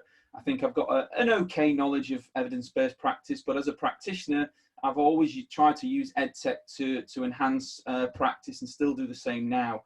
The context for the article, just to give a little bit more, there was here is the article published previous to mine from a CEO at a technology company, and it caused a few issues in the educational community, because this CEO primarily talked about learning styles, and that's why technology is useful. So a lot of educators and a lot of the evidence-based camp came out and were really quite critical, of the article. So again, you can see a few little clippets here from a few different threads. Now, again, I'm not here to criticize anybody. Literally, I've got no interest in doing that. I'll leave that to the professors at university. I'm not here to talk about learning styles either. You know, the article I'll share at the end, you can go back to Coffield's work, Usha Goswami, who's a neuroscientist, John Geek, whoever you want to look at learning styles. I'm not here to have a go at those or anything. It just sort of made me really think, well, actually, is there things that we can utilize through education technology that those in the evidence-based camp could not deny that actually they do link and allow you to infill into practice? So I've chose some really obvious things here. So if you've seen this, you will have. If you're in education, great. I am not here to critique this research in 15 minutes. It's impossible for me, but I've picked some key themes that's quite famous across, well, has become quite pertinent, let's say, across the educational domain. So John Dunlosky et al. 2013 did a large paper on effective learning techniques. I think it's really important to say that the movement over the last several years in terms of evidence bases has become very much cognitive psychology or educational psychology based. And John Dunlosky is a cognitive psychologist and worked with some leading figures on this. So the paper is really useful. It reviews loads and loads of different papers over hundreds of years, and primarily decides whether something has a high utility as a learning strategy, a moderate utility, or in fact a low utility. And primarily to get a high utility, it had to work across varying learning conditions, apply to a range of students such as age, ability, prior knowledge, etc. Materials from a range of materials from simple materials to complex levels of knowledge, mathematical ability, etc. And also in terms of the criterion tasks as well. So they looked at all that, they explain it. I've got no chance of doing that in 1 minute, but it's an interesting paper. Primarily they found that practice testing and distributed practice, they classified as having a high utility. So to them, they are the most effective strategies, across all of the learning conditions. And you will have all heard of these, everybody, that there is a big movement towards these learning strategies, rightly or wrongly at the second. I also just wanted to add on something else around something called interpolated testing, because I think it's very, very relevant for the stage of the process that we're in, primarily remote and looking to go back into some sort of blended curriculum when we go back. I put this in there because there was some research I did with Philip Hyam from University of Southampton, who utilised this technique with some of his students, granted in higher ed, so a different delivery model. But it's based on the premise of administering some sort of testing during the input and lesson lecture. And I won't go through all the research because, again, we're pressed for time. But everything's hyperlinked here, so you can go and have a look at the research yourself. But there's a couple of interesting things you may want to have a look at here. For me, the Spooner, Khan, Schachter one is really good because actually that whole research there was done on an online learning pathway module. So there's some food for thought there about how you can sustain attention when delivering online. So definitely that one I would recommend out of all three. As with everything, there's always conflicting research, and that is no different in terms of testing, and certainly interpolated testing. And in 2017, a couple of papers by Davis, Chan and Wilford, discussed potentially issues with this technique. So, we know that there's always going to be that in research, and that's what good research should be. And it's really important for the educational community to be involved in and involved in good research. But I think we can primarily say that the evidence-based community would attest to the fact that testing is important in the learning process. And I do want to make that really important. It's that I'm talking about the learning process here. I'm not talking about an exam at the end, a summative exam. I'm talking about how we use testing, and I'm not talking about really an academic test either. I'm talking about fun little quizzes and tests, or however we want to do them to improve learning. So the question is, can EdTech support in the implementation of testing to support learning? Well, I think we've discussed some of the ways that it can today. So if I put a few pictures up here, I'm sure everybody has seen at least several of these, if not them all. And just to add very briefly, again, I'm both Microsoft and Google trained. I've done a lot. I've used different VLEs. It's just literally about what fits your college or institution, or what fits you as a teacher. That's all it is. That's what EdTech is there to do. So any of these that we want to focus on here. So Neopod's a fantastic tool to be able to gain information and test students along the learning process. Probably more suited to A-level and more examination based, only to an extent, because obviously you can have open-ended questions coming in there, and then you can set it up so students can peer review, they can have mark schemes. So you're not just benefiting through the testing, you're actually developing their self-regulation. And as we know also in the research, modelling is a really key component of effective instruction. So you've got that option through Neopod. Kahoot is just a wonderful way of testing and recall starters, plenary, even away from the classroom. So really useful ways of embedding testing into the learning process. And the same with Microsoft Forms and Google Forms. Both of these platforms now offer such a simple way for teachers and delivery staff to be able to create pertinent questions along the way and gain that feedback immediately. So there's loads of really interesting ways in which you can fit testing into your learning process. So just a very brief video here. I remember 5-7 years ago teaching mechanics and having to teach forces, and at that point I've heard this term mentioned today. One of the ways that you could extend learning was obviously set up additional videos after delivery.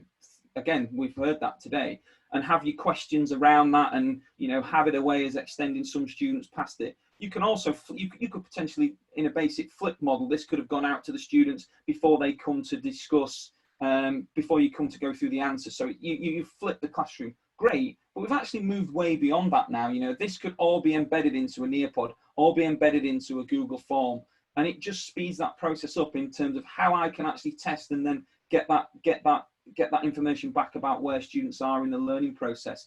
So very, very simply, in the debate whether you've got to be EdTech or you've got to be evidence-based, well, if we just focus on the very simple premise of testing in the learning process, obviously EdTech does support that.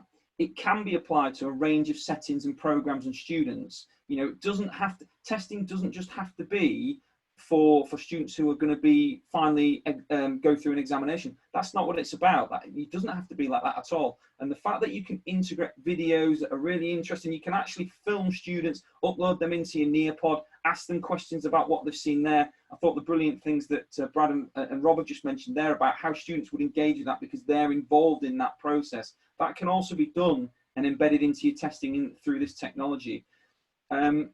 Really key point is that it can be asynchronous and synchronous. And I think actually that's, especially asynchronous, is so important in terms of what the literature tells us about how we learn. You know, going back to Herman Ebbinghouse's forgetting curve that I know has become quite popular again now, but back to 1885 when he did the original experiments on that, it clearly makes sense that if I do a plenary at the end of the session through a Kahoot, the likelihood is that the majority of that information might still be there, but in a week's time it wouldn't. So asynchronous testing, setting up your testing for a week or a month, is a really useful way of, again, using the evidence, but using EdTech to bring that to fruition. And we can distribute topics and concepts. And again, I'm aware that I could talk for a long period on all of these things. But I want to move on to the last one about assessing learning and informing future practice, because I think this is there's a couple of key other themes that I want to bring through in before I finish. So just for the sake of it, I'm using the term assessment, and within that I mean feedback. There's not enough time for me to delve into what assessment is and what feedback is, especially when considering, you know, some people use formative feedback, some people call it assessment for learning. Dylan William himself says he should have called it responsive teaching. He said that a few years ago. He's now gone back to saying, actually, I was right to call it formative assessment. So I'm not getting into that argument today. It's just a case of, we know that assessment is important in the learning process, as is practice. So for anyone getting these slides who wants to go away and have a look at some of the key literature, there's loads. I've just put 4 up there in terms of assessment. So we're talking about how we as teachers can use assessment to inform our future planning and delivery. And we're also talking about deliberate practice, which is something I first encountered on my first degree. So I quote Anders Ericsson there, you know, really probably the famous figure around the importance of practice in creating expertise. Again, like everything, there's debates about it. You know, there is nurture falls into this debate.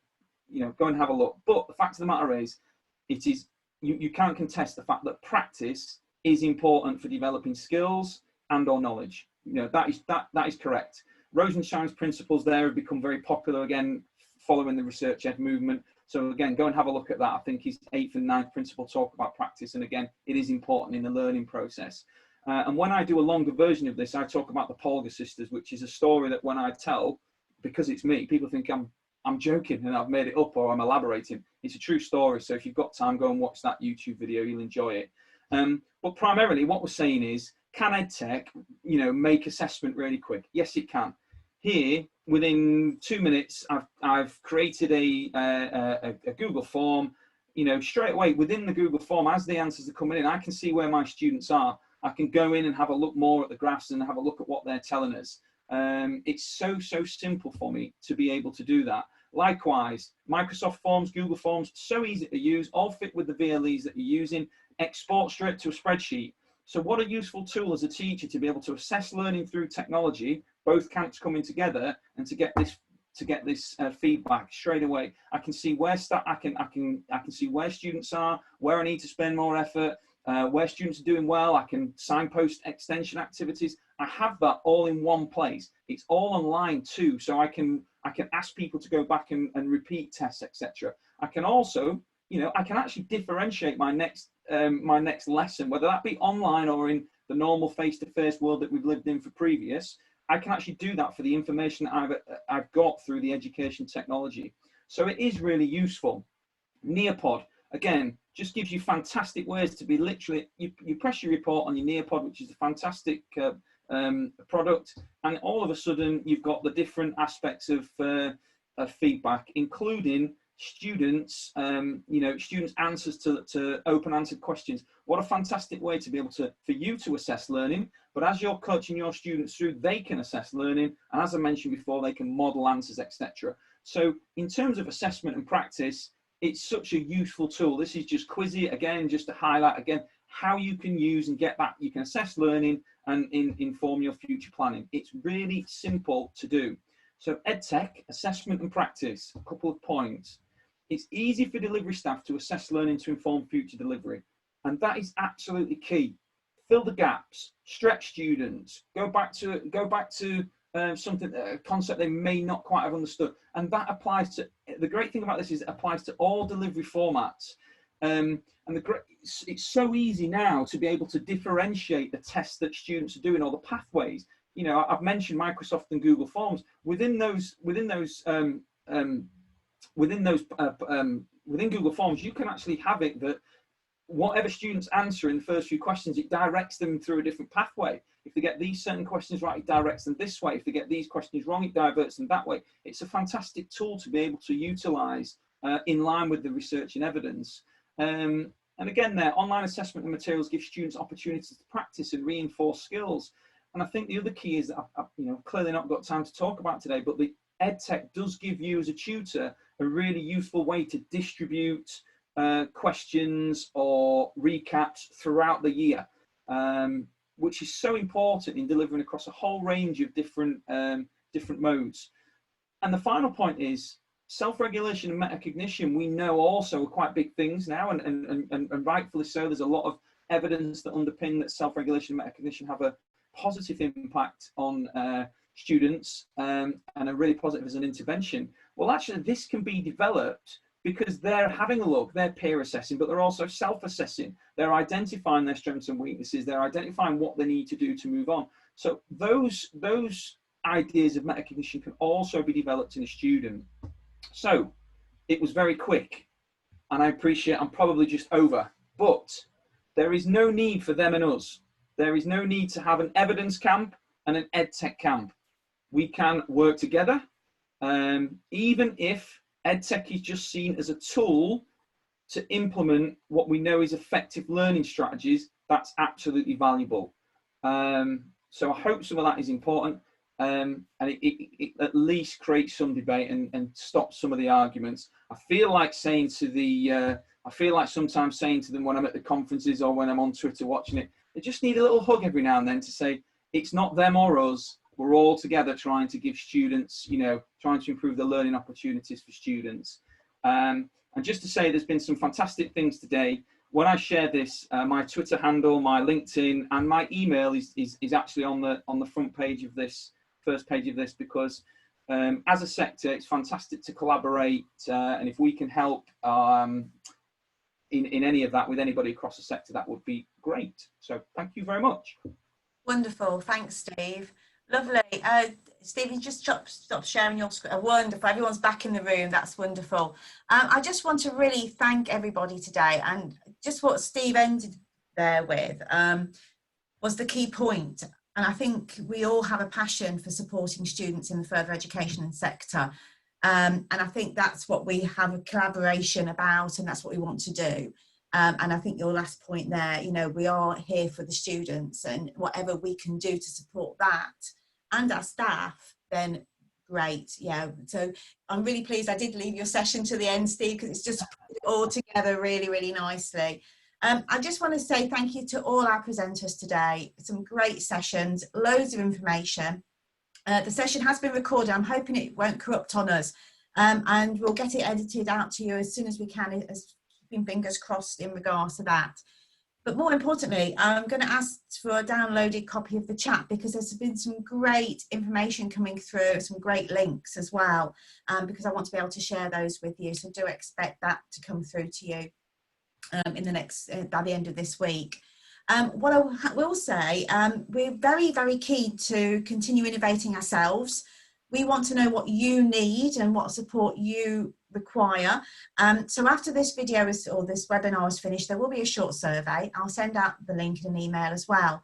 But in addition to the sessions that you've seen, what else do you need to know? You know, what else would you like more information on?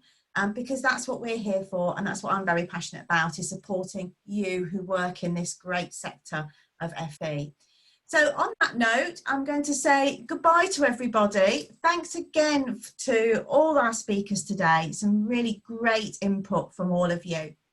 And as I say, we hope you will be able to share the slides that you've seen today, either through video or individually. So on that note, I'm going to sign out.